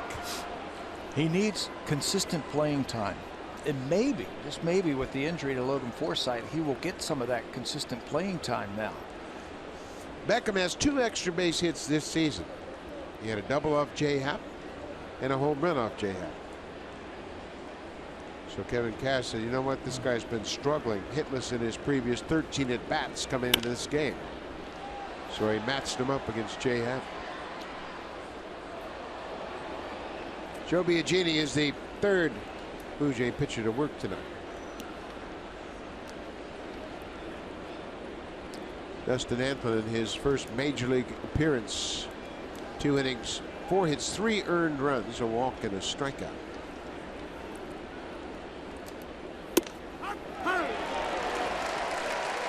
Beckham is called out on strikes, 2 outs. Let's check in with Jamie Campbell.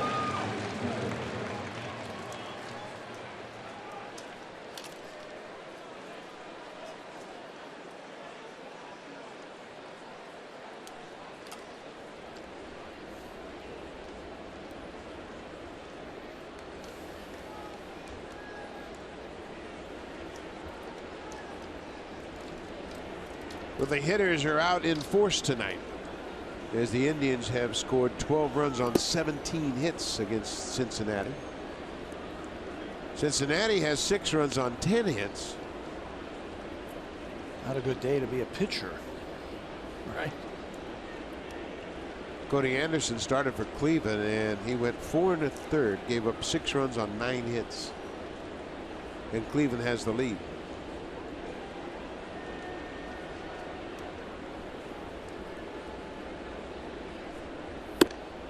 High fastball as Geyer chases that heater upstairs. Biagini, we talked about him earlier. I think the Blue Jays fashioned him as a starter down the road. He's got the build for it, doesn't he? He's tall, he's muscular, he's got long arms. His stuff looks like it could be a starter. Brandon Geyer must be thinking, what's going on here? Yeah, that ball looked like it was off the plate outside, but 11 hits. This is my 4th at bat. I don't have one. way to go, everybody but Brandon. And he was their hottest hitter coming into this game. Last 2 games, Geyer had 4 hits. He was 4 for 9. Showing some power too. 4 home runs in his past 18 games. That one's off of his foot to go along with 11 RBIs.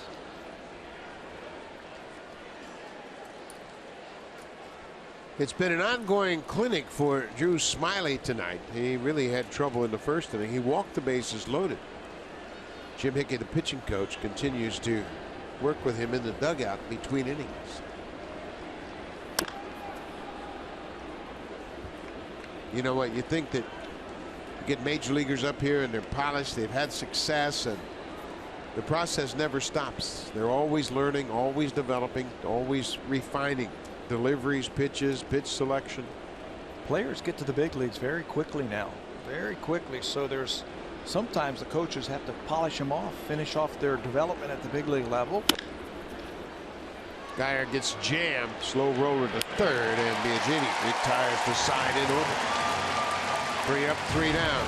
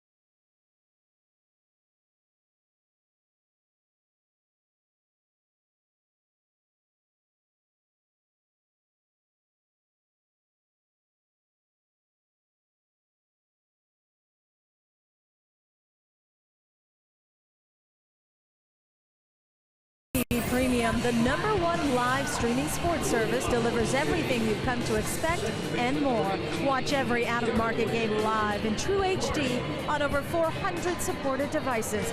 It includes a free subscription to At Premium, the #1 app for live baseball. Blackout and other restrictions apply. Visit MLB.tv for details.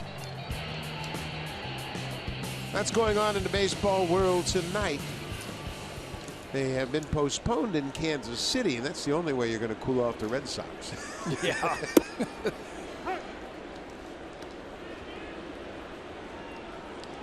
Darwin Barney will lead things off for the Blue Jays. Darwin starting at second base tonight.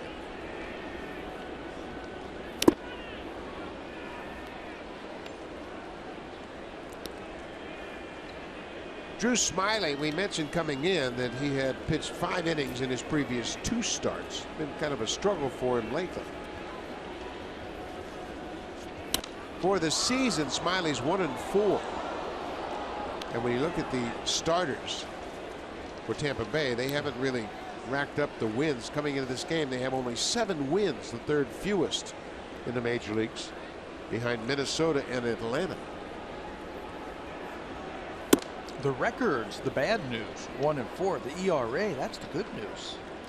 He's got a 3.6 earned run average this season. Matt Moore. Andrews pitched a heck of a game. A 2-hit shutout his last time out. Just his 2nd start of the season. They've got a good young pitching staff that promises to be good for a long time. And maybe get better with some health as the summer goes along. You see Bautista talking to Russell Martin, and they played college baseball together, so they've known each other for a long time, and they obviously know each other's swing. And now they're talking about the mechanics and how you try to get the barrel to the ball, and Bautista's great at breaking down swings. Barney shoots one down the right side. That'll drop for a base hit. It's the 2nd hit of the night for the Jays. You're right about Jose breaking down swings, so much so that I think if he wants to stay in the game, he'd be an excellent hitting coach. He understands hitting. He can see things in a person's swing that maybe they can't see or they can't feel. He was around the batting cage today when he was hitting, and he asked the batting practice pitcher to throw him away. I'm assuming that he was going to get pitches away. And after his round, he came back to Brooke Jacoby and said, "How was that?" Pilar hits it on the line to right, but Souza is there. Barney gets back ahead of the throw. And he was saying, were those pitches away or were they inside? And he wanted them away, and said, well, some of them were inside, some were outside. So he was breaking down his swing and what he was going to try to accomplish today in the batting cage today. Yeah, it's really interesting when you don't have the opportunity to really see your swing. And, you know, oftentimes you'll look at another guy and you say, hey, keep an eye on me this next at bat. I want you to see if I'm starting too late. That's right. Things like that. Tell me what you see. And then he spent a lot of time behind the batting cage just talking about hitting today. Well, you know, when you look at this game, this is game number 40. And there's always the talk, well, it's early. Well, when does it get late? I don't know.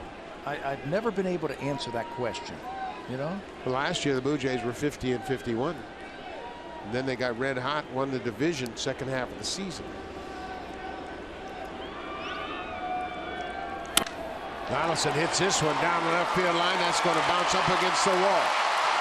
Desmond plays it back in, and it'll go all the way into the pitcher as Josh Donaldson picks up his 10th double.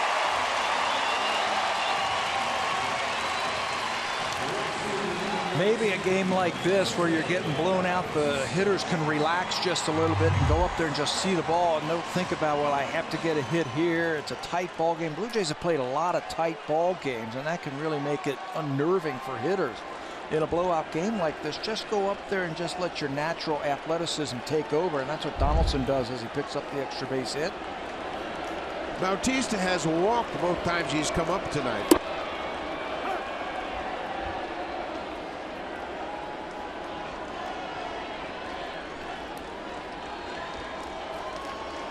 .217 average, but 25 RBIs.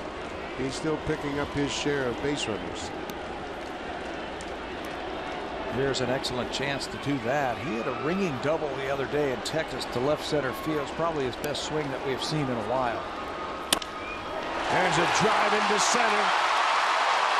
One run is in. They stop Donaldson as the throw goes all the way home. And Bautista, there's nobody at first, so he can wander off as far as he wants. RBI number 26 for Bautista. Blue Jays are on the board. No pressure, just go up there, swing the bat, see the ball, and let it go. That's exactly what Jose does right there to pick up that RBI. He went down and got that thing. Fastball down and in. Sharp single to center field. So Josh Donaldson doubled. Bautista picks up Barney with an RBI single, and now Encarnacion.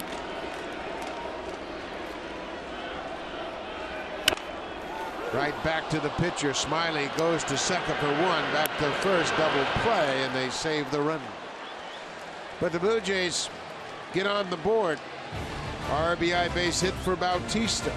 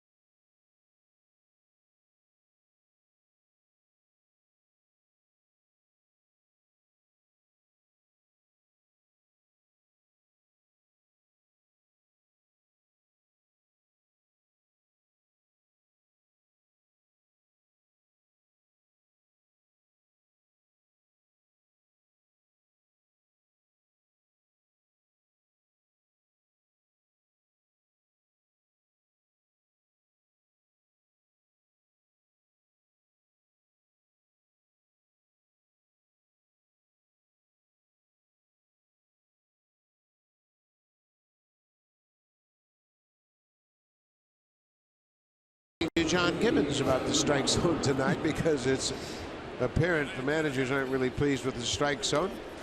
Defensive changes for the Blue Jays as we start the top half of the sixth. Josh Torre takes over behind the plate for Russell Martin. Brian Goins goes into shortstop in place of Troy Tulowitzki. Andy Burns at third. Donaldson is out. And in right field, Ezequiel Carrera takes over for Bautista. The Blue Jays have emptied their bench.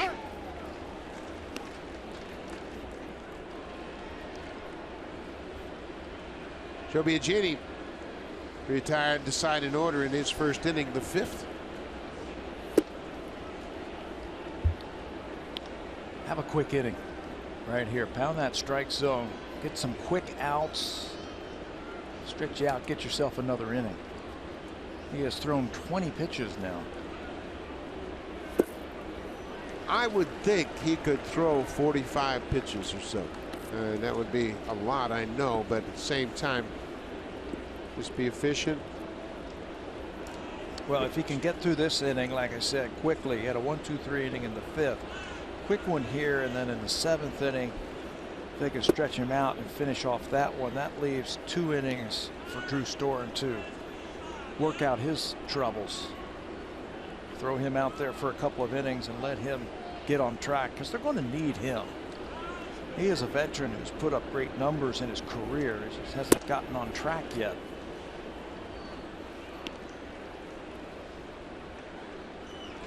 DeMarlo Hale is the acting manager. John Gibbons has been thrown out of this ball game.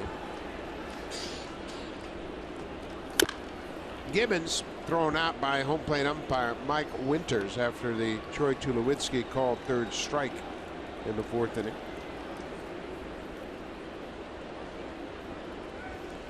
John was not pleased with the strike zone all night long, and he went let Winters know it.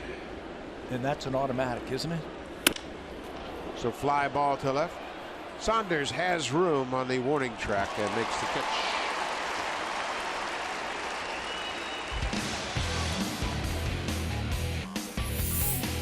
Make your renovation a cut above during the DIY Expert Sale. Only at Home Building Center and Home Hardware Building Center.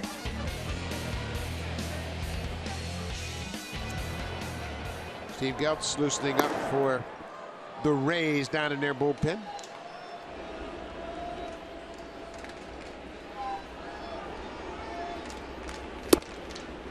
First pitch strike to Evan Longoria. Longoria is 1 for 2. He walked. He scored a couple of runs.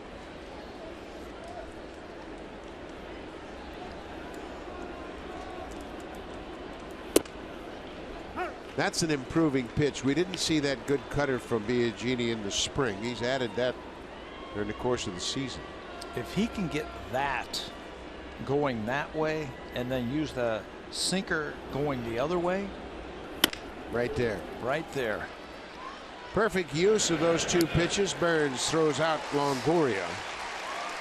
2 outs. Biagini has retired 5 straight. Then the next step for Joe would be able to do that to both sides of the plate, to be able to throw the slider and the cutter to the outside part of the plate, the sinker and the slider to the inside part of the plate. That's when things get really hairy for the hitters. It gets really tough on them. It's got a good curveball. It's got a very good curveball, which is really a bonus for a starting pitcher. Popped up. Marnie backs up into the outfield. Joe Biagini doing his job. He's retired 6 straight since coming into the ball game.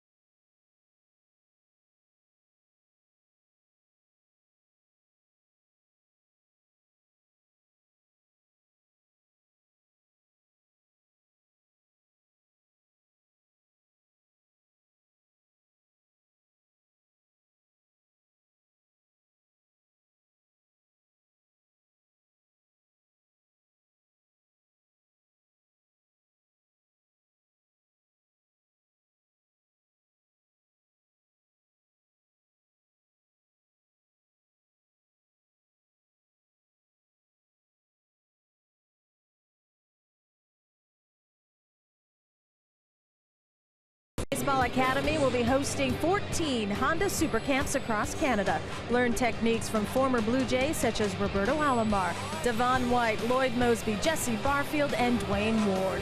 Register now at bluejays.com/camps. Buck. Thank you very much, Hazel. New pitcher into the ball game is the right-hander Steve Geltz, making his 15th appearance, and Geltz has been roughed up lately. Yeah, the long balls really hurt him, so Kevin Cash does the right thing, gets him back into the ball game, gave up the home run yesterday to Dante Valencia that turned out to be the game winner. He's got a good hard fastball and a good breaking ball. He just needs to get the ball down a little bit more consistently. Logan Morrison is into the game at first base defensively. Brad Miller comes off the bench to take over at shortstop. Steven Souza Jr. goes from right field to center field as Kiermaier's out of the game. Tyler Motter started at shortstop. He moves to right.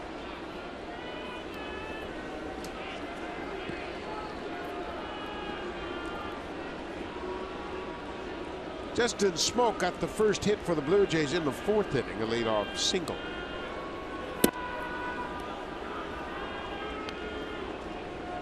Steve Pearce started at first base. He takes over at third for Evan Longoria, who's out of the game. Chance to see the versatility of Motter that we were hearing about. High fly ball to left, but that's going to stay in the yard, and Jennings makes the catch.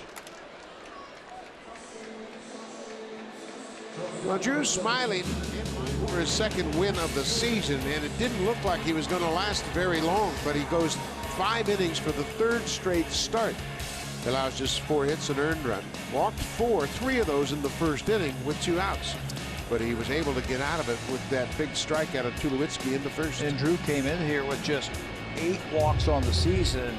Got a half of that in this one, but he is in line because the offense picked him up. 11 hits, 11 runs. Ryan Goins goes after the first pitch. Beckham throws to Geltz, 2 down. Goins batting for the first time in place of Troy Tulowitzki.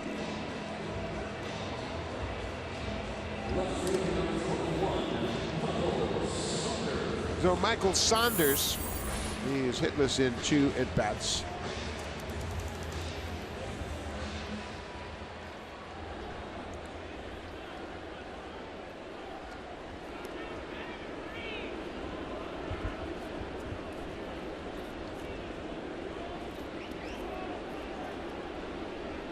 Saunders came into this game 8th in the American League in batting at .328.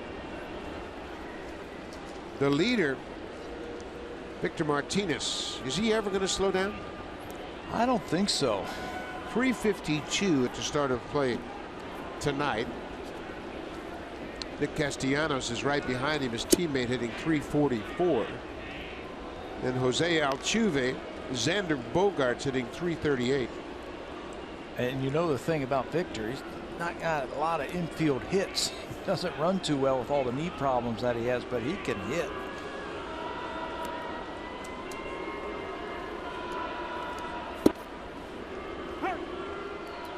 Drew Storen loosening up for the Blue Jays. Joe Biagini retired all 6 batters he's faced in 2 innings of work.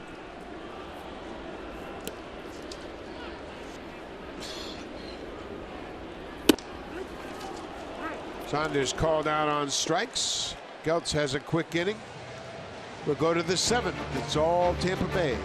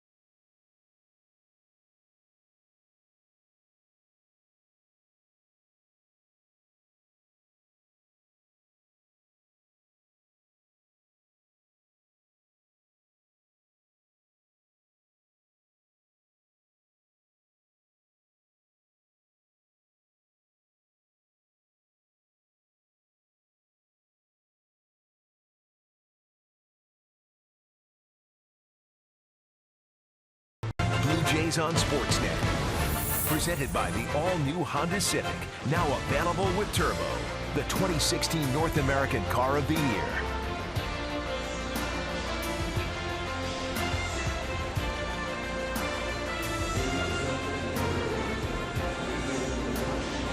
pitcher for the Blue Jays is the right-hander Drew Storen, making his 16th appearance. Drew has had his troubles here through his first 15 games of the season, an inflated earned run average. You can see the righties and the lefties having their way with him. He's just not been able to get that breaking ball over consistently, and his fastball has been a couple of ticks down from what we saw last year with Washington.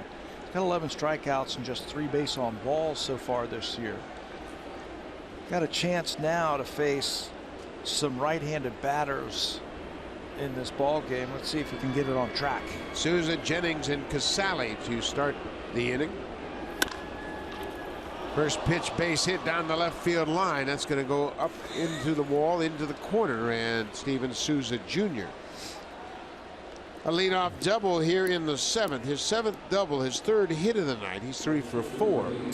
Yeah, his first at bat, that was that funky swing that he grounded out to end the first inning to the first baseman Justin Smoke. But since then, he has been on everything. A couple of singles, and now this double just past Andy Burns at third base. Gets on top of that first pitch fastball and gets it just out of the reach of Burns. Desmond Jennings has had a 2-hit night. Jennings has really been struggling with the bat.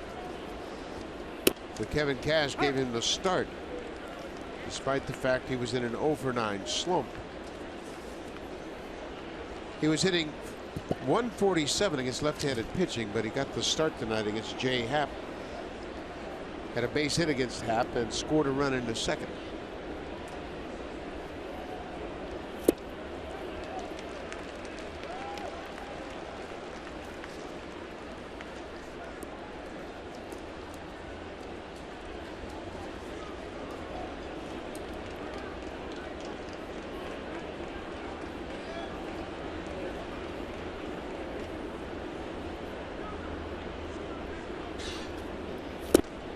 Waved at, and Jennings strikes out.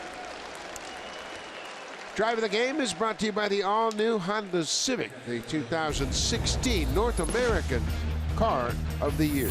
Curt Casale in the 3rd inning.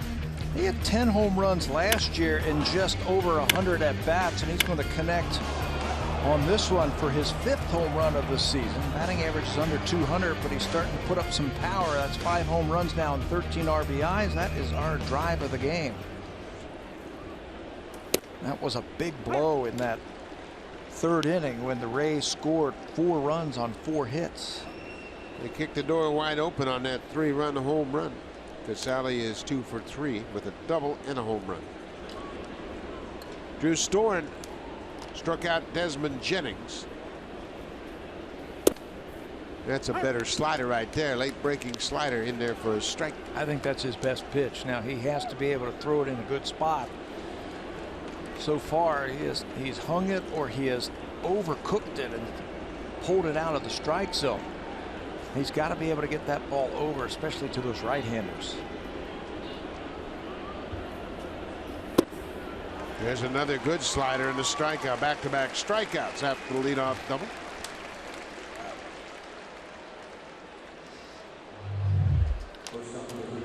He's always had a very good breaking ball. Spins that one, and Casale, you can see he is fooled by the speed and the location as he strikes out for the first time. Brad Miller came in defensively at shortstop, batting in the center fielder spot. 8th spot in the batting order. His first plate appearance of the night. Pretty good pitch, didn't get the call. Miller for the season batting .196. Got 5 doubles, 5 home runs, and 10 RBIs.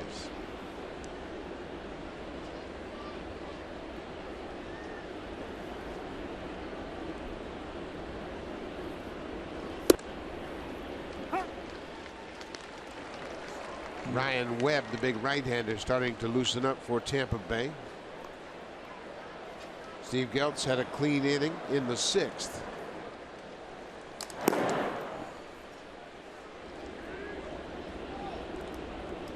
That was a good move by Kevin Cash to get him out there after what happened to him last week. Cash has to rebuild the confidence of Geltz. Get him in, get him out. He had a good, clean inning. Geltz gave up the game-winning home run to Valencia on Sunday, a game-winning home run to Ketel Marte of the Mariners, and also a game-winning walk-off 10th inning home run to Chris Iannetta. That's a rough week. All in the same week, Monday, Wednesday, and Sunday of last week. So you get him back out there, you get him some confidence. Hopefully he has a good inning, which he did. Now he feels good about himself. Geltz had given up 11 hits. 5 of those hits were home runs. So now he has the positive outing. 3 up, 3 down.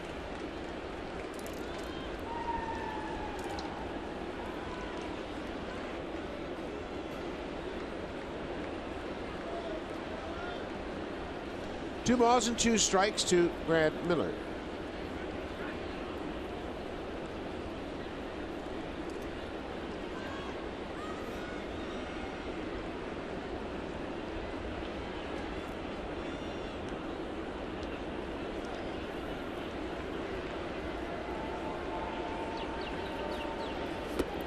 He went. Good bounce back after the leadoff double. Drew Storen strikes out the side. That slider wicked.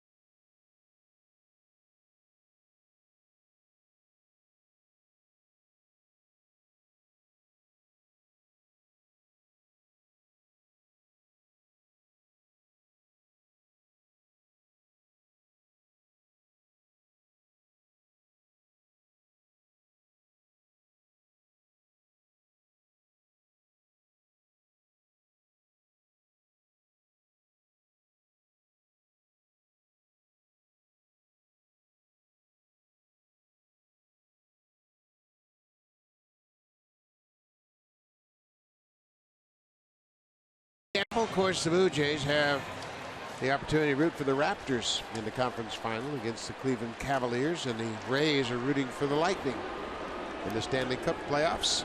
New pitcher for Tampa Bay, Ryan Webb, making his 12th appearance of the season. He's got a nasty sinker. He's got one of the best ground ball, fly ball ratios for active pitchers in the major leagues.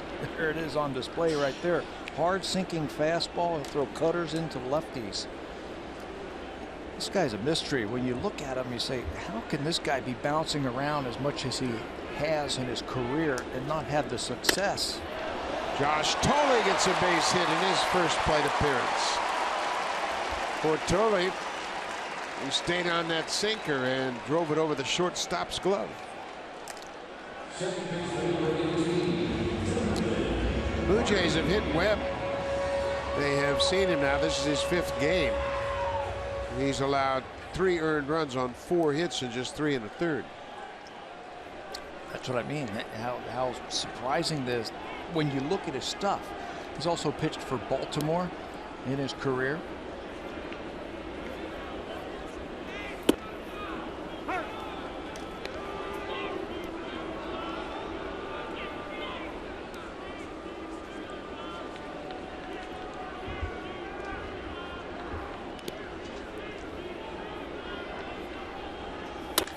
Ground ball. Beckham flips to Miller at second. Back to first. Not in time. Barney beats the return throw to first. This copyrighted telecast is presented by authority of Rogers Blue Jays Baseball Partnership and will not be reproduced or retransmitted in any form.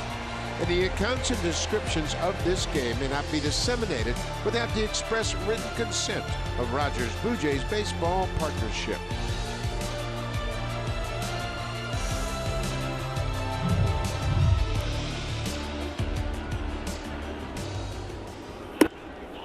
Kevin Pillar, leadoff man, has gone 0 for 3 with a strikeout tonight.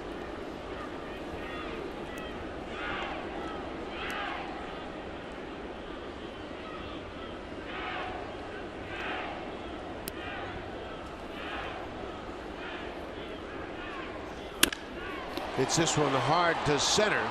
Souza is there. He makes the catch.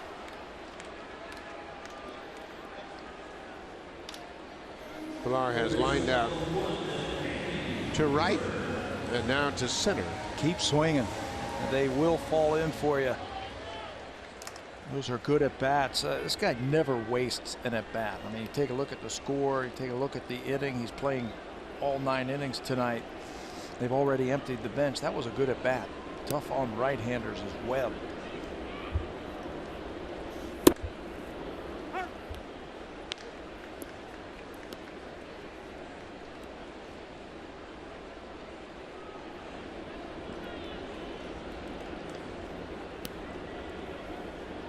Regulars still on the bench for the Blue Jays as they're getting beat 11-1. Everybody's still out pulling for their teammates. Still talking about pitching, hitting, keeping an eye on everybody's swing. Andy Burns hits a line drive to the shortstop. Blue Jays get a leadoff single and nothing more. We'll go to the 8th, 11-1 Tampa Bay.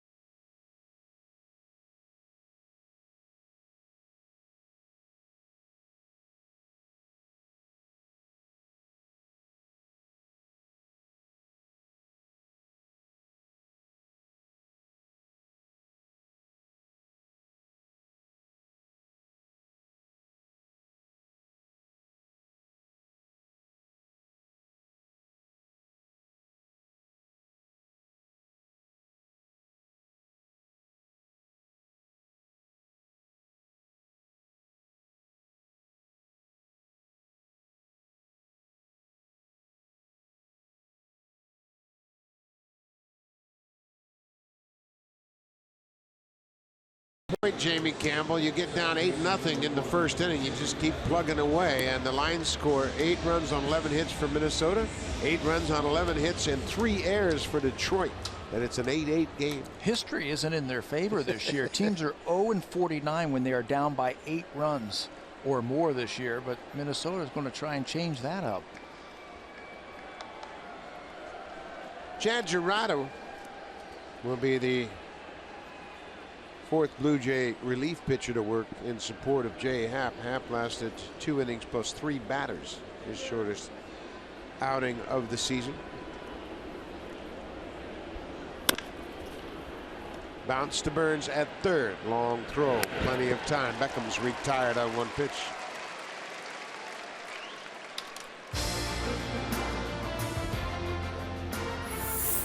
The all-new Honda Civic, now available with Turbo, the 2016 North American Car of the Year.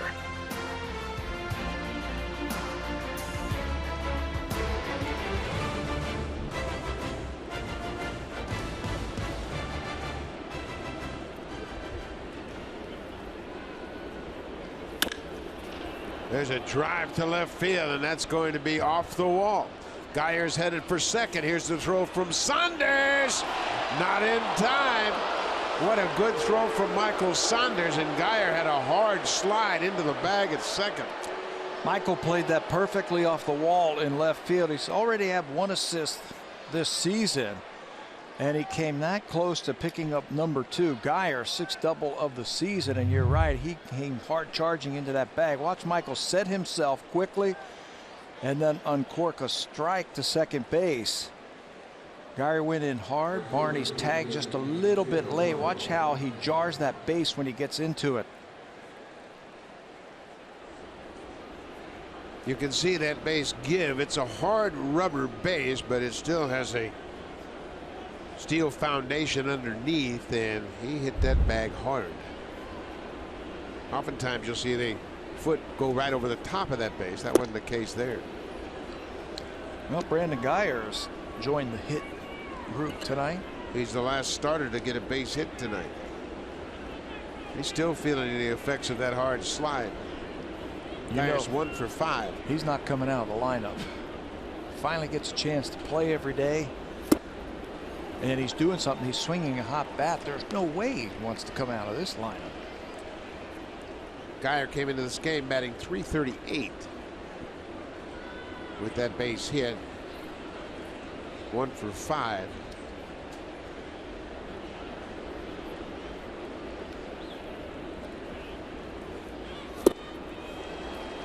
Taylor Motter got an infield base hit in his first big league at bat in the first inning, and has gone 1 for 4 tonight.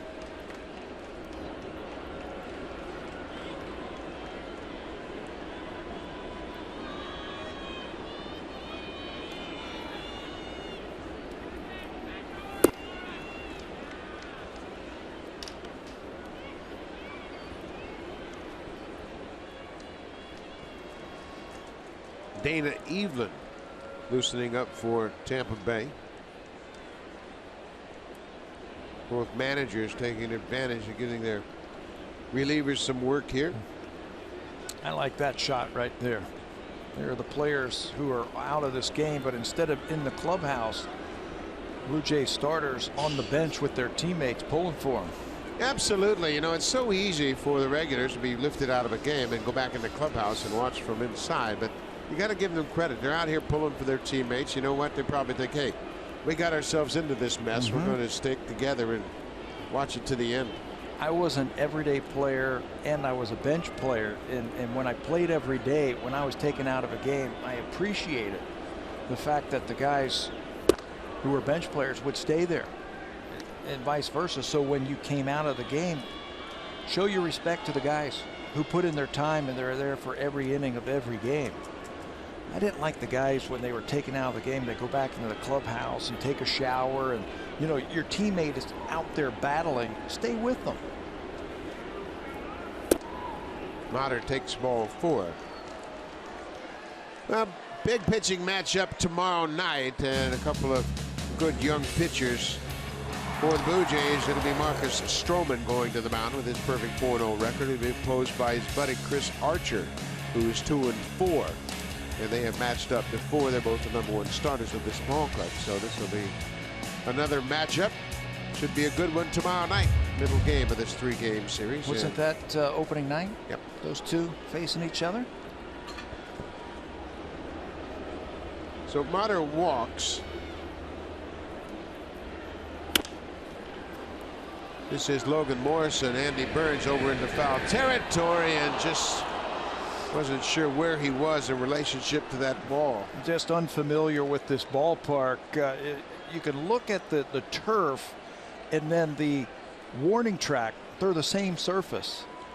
Normally in ballparks, you can go over there and you can feel the difference when you're on that warning track and you know how close you're getting to the wall. And he just didn't know where he was.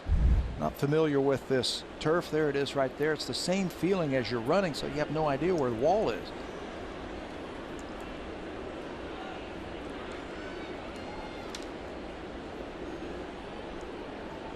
Logan Morrison getting his first at bat of the night. Entered the game defensively in the 6th when there were wholesale changes. This has been a mystery. Morrison, 119 average, no homers, no RBIs.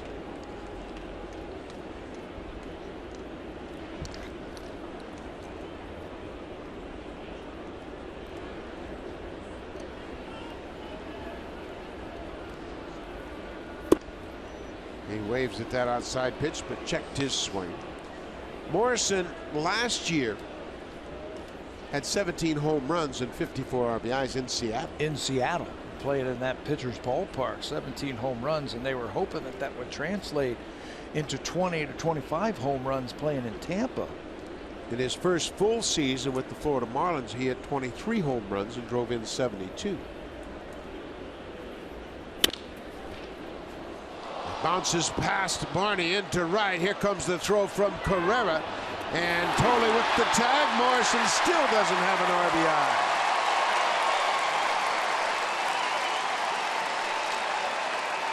RBI. Nice throw by Carrera, picking up the assist. And Geyer is gunned down at the plate. And you can bet he was determined to score for Morrison. Yeah, absolutely. He was trying to score a run for his teammate, but it took a brilliant throw from Carrera to get him. This ball is hit on the nose right here by Barney into right field, but Zeke comes up firing.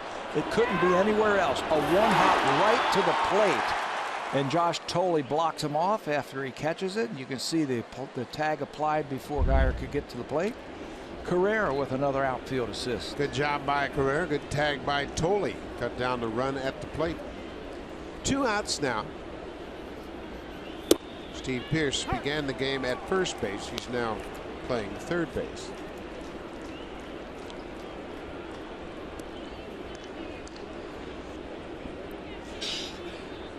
Two outs. We're in the top of the 8th.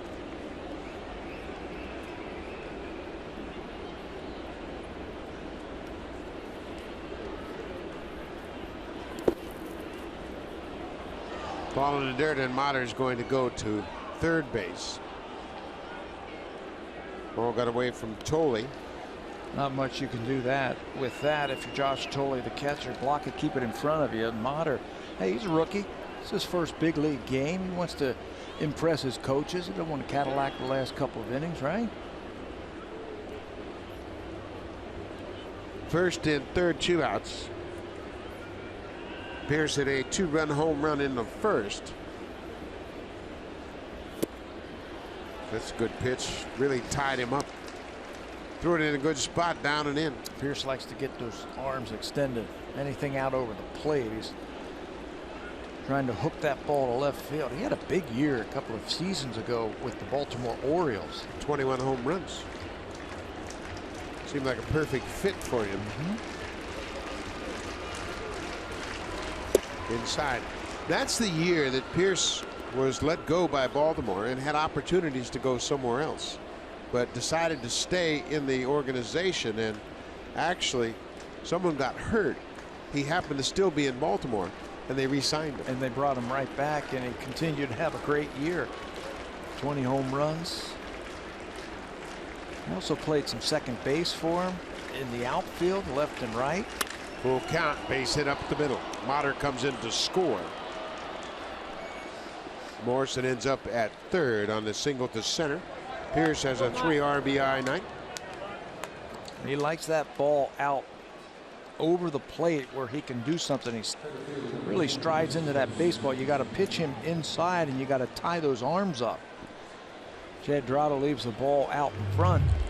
Watch where this pitch is from the sidearm. He tries to sink it. It's out over the plate. That's right where Steve Pearce likes it. Picks up another RBI and another run for the Rays. The Rays have tied their season high with 12 runs. They've also tied their season high with 15 hits. They had those two totals at Boston against the Red Sox on the 21st of April.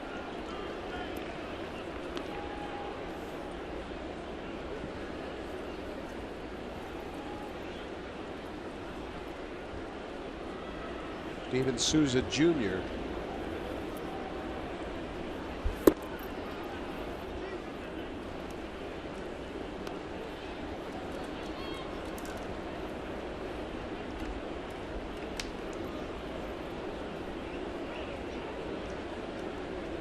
Souza's had a 3-hit game. Burns goes to second. That'll end the inning. Tampa Bay scores another here in the 8th. It's a 12-1 game. Now time for Blue Jays Central Update. Here's Jamie Campbell and Greg Zahn in the Samsung broadcast studio.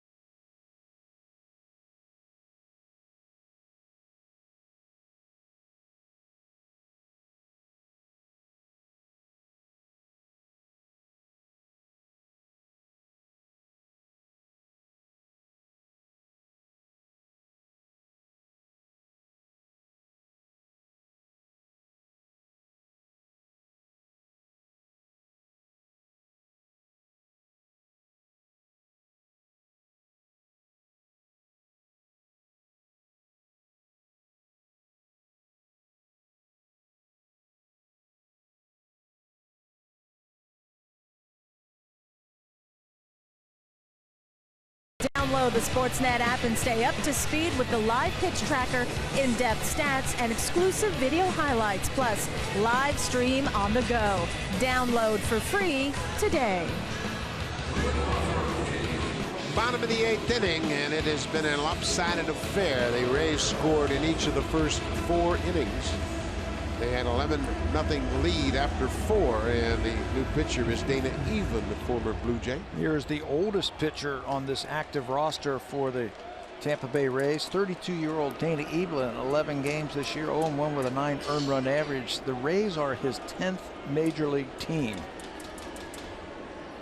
He has been around, and you mentioned the Blue Jays. He pitched for the Blue Jays out of the bullpen and made a couple of spot starts for him.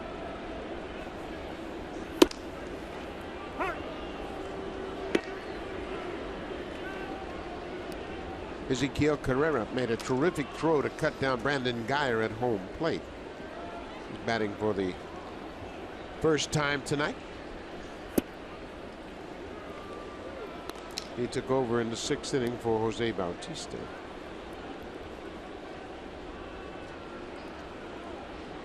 Jose had a perfect night, couple of walks and an RBI single.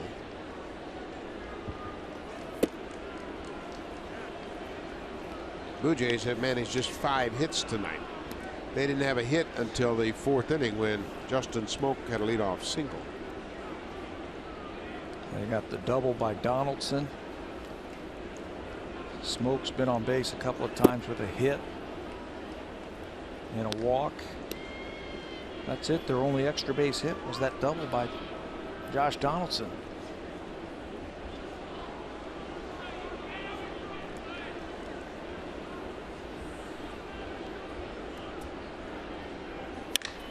There's a drive to center. Souza's back, and he's not going to get this one. It's over his head and bounces over the wall for a ground rule double. A leadoff double. Let's check in with Jamie Campbell.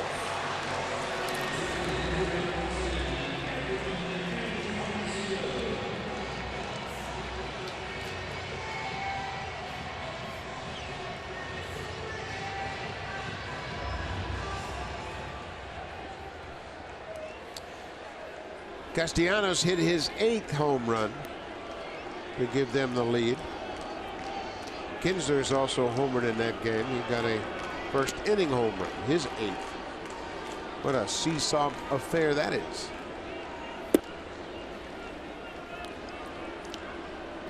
Edwin Encarnacion has walked, struck out, and hit into a double play.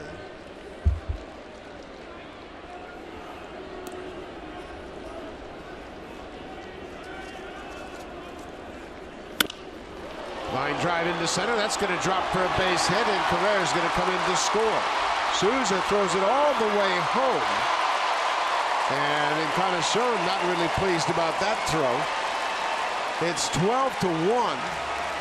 You'd think he would concede that it's an RBI, but no, he throws it all the way home. Yeah, for some reason. And he's lucky that Encarnacion didn't move up on this throw. Souza reaches back and shows off that strong arm. No chance to get Carrera. Watch Ezekiel read this ball off the bat and takes off and scores easily, but Souza is going to try and get him at the plate for some reason. No chance. He's got a good arm. He's got some tools too.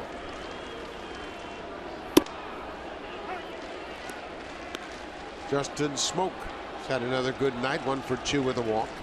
His average at .312 for the season.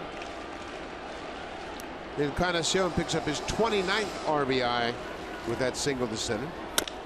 Smoak bounces it to short. Miller shovels to Beckham, back to first. Double play.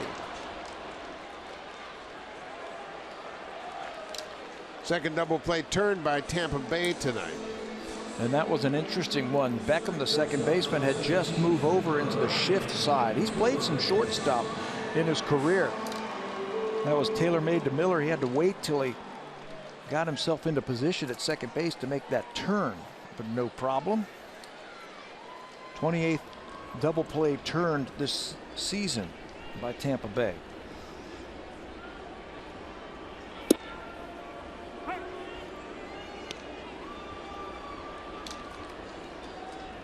Ryan Goins batting for a second time in this game.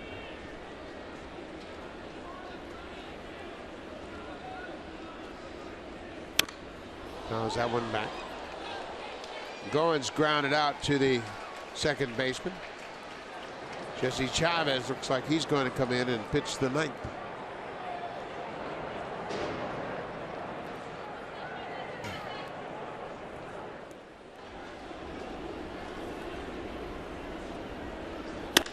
Goins hits it hard, but Miller is there for the out. Dana Evelyn gives up a run on 2 hits. Will go to the 9th. 12-2 Tampa Bay.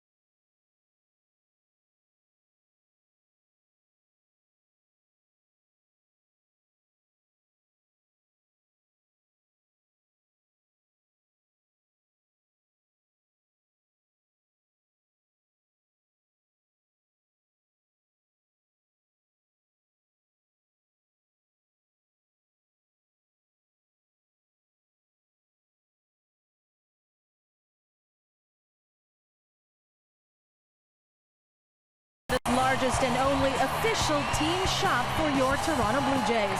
New 2016 authentic jersey with 40th season sleeve patch available now.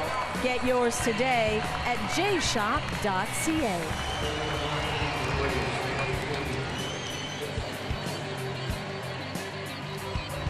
New pitcher into the ballgame for the Blue Jays is Jesse Chavez, pitching here in the ninth, his 15th appearance of the season. Jesse was the victim yesterday of a 3-run home run by Ian Desmond, so you got to get him back out there. There are his numbers. 270 earned run average in 14 games this season for Chavez. He was charged with the loss and the blown save in yesterday's ball game. So you get him back out there, and he will face Jennings, Casali, and Miller here in the ninth. 12 runs on 15 hits for Tampa Bay, and they got off and rolled in the first. Chavez delivers a first pitch strike.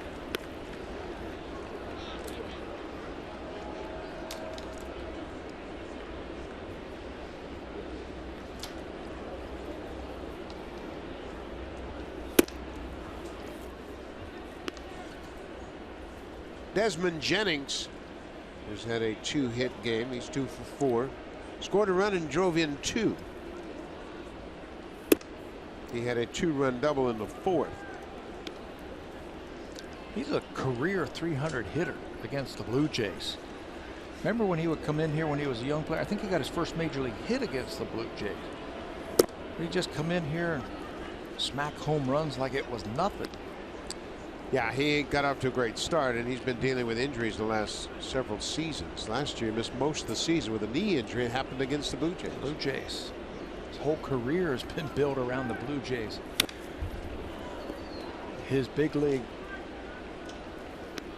career, he got a single to center field, if I remember that, for his first big league hit. He was also the guy who hit J. Happ with that line drive down at Tropicana Field, if you remember that a couple of seasons ago. Yep.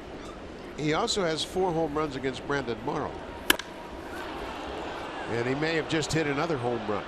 Desmond Jennings loves hitting in this ballpark. He hits one into the second deck. For Jennings, that's his 2nd home run of the season, and the 4th for Tampa Bay tonight. Just his 2nd home run, like we're showing right there. First batter that Jesse Chavez faces gives up that home run. You mentioned Desmond Jennings in this ballpark. He's a 303 hitter. That is his 8th home run at Rogers Center in his career. Fastball inner half. Jesse gets underneath that one just a little bit. It elevates over the middle of the plate. And Jennings is waiting for it. Trying to go down and away with that pitch, and ran it back over the plate.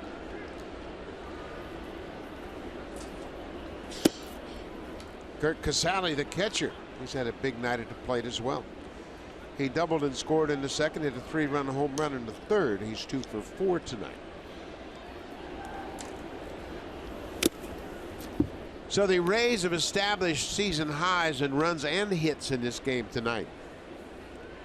The previous high was 12 runs and 15 hits. Now they have 13 runs on 16 hits. The long ball, very prevalent tonight for Tampa Bay. And that's been their MO this year. They have the highest percentage of runs scored via the home run in Major League Baseball this year. 57% of their runs scored come via the home run. Well, they went out to improve their offense, and they are hitting more home runs. They're just not scoring many runs. Casali knew it. He heads back to the dugout. He strikes out for a 2nd time tonight. That's the first out, the top half of the ninth. You know, all that means is they can only score when they score runs. And this is a team, Tampa Bay, over the years that have been one of the best in baseball at manufacturing runs and scoring runs without hitting home runs. This year, totally different. Miller laces it down the left side. That's just barely foul, just by a matter of inches. To give you an idea about the ineffective offense, with 13 runs tonight, Tampa Bay has now scored 141 runs. The Boston Red Sox have scored 229.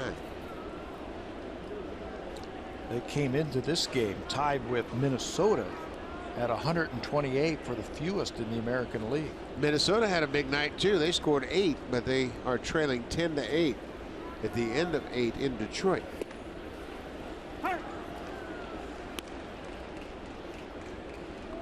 Cleveland scored 15 runs tonight. Detroit has scored 10.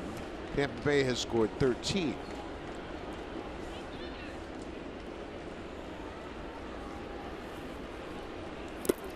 Jay Happ, of course, was terrific coming into this game, and then he is touched up for 8 earned runs. Jordan Zimmerman of the Tigers, he too was off to a great start to his season.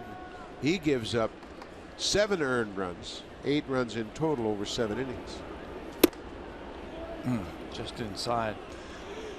What is it with the name Desmond for Jesse Chavez? Last night or yesterday, Ian Desmond, 3-run home run. Today, Desmond Jennings does the trick. And Brad Miller gets a base hit. Miller has struck out and singled now in his 2 plate appearances.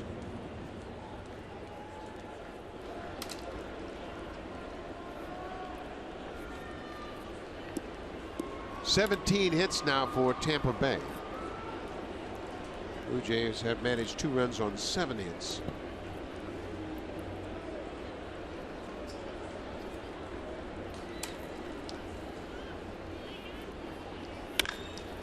Pulled to third, backhanded by Burns. Barney at second for 1, back to first. Beckham is doubled up. That ends the top half of the 9th, but the Rays had a run. They lead it 13-2.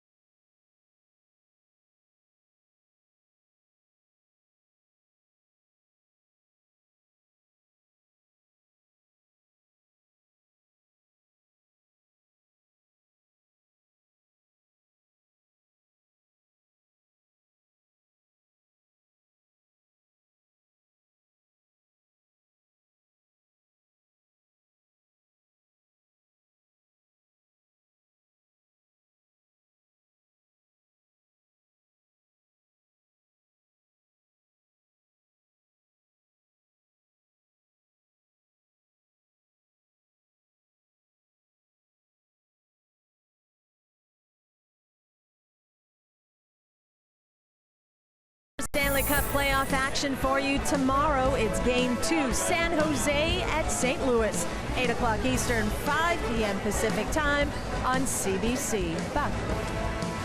Thank you very much, Hazel. And those look really good about now. It's been a long time since we've had anything to eat, Mr. Tapper. I'd go for one of those. I can do it. Eddie Romero, big lefty, is into the ball game to try to close things out here in the 9th. Blue Jays have now seen Eddie Romero. This is the 4th time he has pitched against the Blue Jays this season. Just a couple of innings. He's given up a hit. He's had a couple of strikeouts. The big left-hander throws hard. He's got a live arm, a low 90s four-seamer. And he will get a couple of left-handers in the 9th. Michael Saunders 0 for 3 with a strikeout.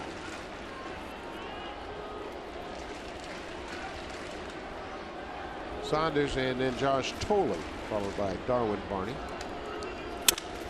Up the middle, but they've got it played perfectly. Miller to first. 1 down. Now for a preview of what's coming up on Sportsnet Central. Here's Ken Reed and Ivanka Osmak.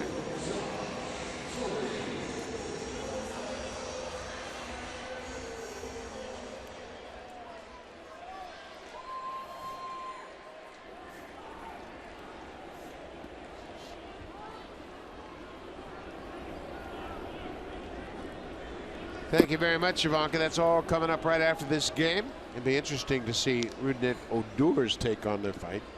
I don't think he has a take, does he? He pushed Bautista and then punched him. And that separates everything. Talked to some of the Blue Jays today. They said once that happened, they were going to go out there to fight for their brother as Tolley flies out to left field. Well, you remember when the Rangers were here in town, Josh Donaldson put a tag on Odor, tagged him in the shoulder trying to advance from second to third, and he really took exception to that. But some of the Blue Jays younger players remember Odor in the minor leagues, and he created a brawl in Vancouver when he was playing in the minors. Well, one way or another, he's going to get suspended, I'm sure. Well, Joe Torre has made the statement that he will announce suspensions from the brawl tomorrow. So I'm sure everybody will be interested in that. Darwin Barney gets a base hit. His second of the night. John Gibbons called Joe Torre to give his take of the situation, and he didn't make connections. Torre was flying, I believe, so I'm sure they'll talk tomorrow.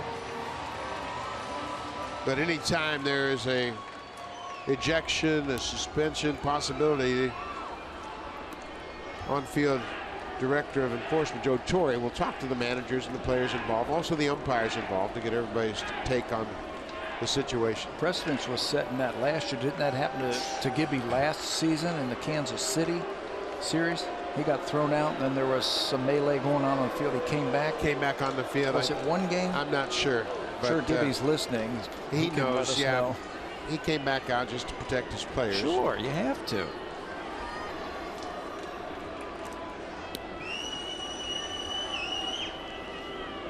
Two outs. I tell you one thing. There's no love lost between the Rangers and the Blue Jays. I'd like to play him in the playoffs again. I think that'd be a lot of fun. I just had a problem with, and I said it in the broadcast, I thought it was weak that they waited to his last at bat to hit him, and everybody knew they were going to try and hit him. Yeah, and then the Blue Jays didn't have any chance to retaliate, and yeah, that was all by design. You know, and you could say, well, they waited to get their retribution to Bautista in Arlington. Well, that's fine. They played 3 games in Arlington. You could have done it in the first game. The first night, in the 9th inning, Matt Bush faced him and got him to fly out or something like that. But that was your chance right there that first night. But, I mean, everything, were you surprised about everything? No. No. The only thing I was surprised about is when it happened. It's the only thing. Last at bat in the 8th inning of his last at bat of the season against Texas. They don't face him again. 2-2 to Pilar, 2 outs. Drives this one in the alley and right. Taylor Motter is there, and that's the ball game. The Blue Jays lose 13-2. Drew Smiley picks up his second win, and the big bats for Tampa Bay was out all night long. They hit 4 home runs and pounded out a season-high 17 hits. Well, if you're the Blue Jays, you flush this one away right away. Forget about it. You got a big game tomorrow. You got Chris Archer on the mound for the Tampa Bay Rays, and the Blue Jays get Marcus Stroman. So you forget about this one. Get ready for tomorrow night's game. Got to have a quick turnaround. They'll be back at it tomorrow. Stroman and Archer. Thanks for watching. We'll see you tomorrow night. Here's Ken and Ivanka, Sportsnet Central.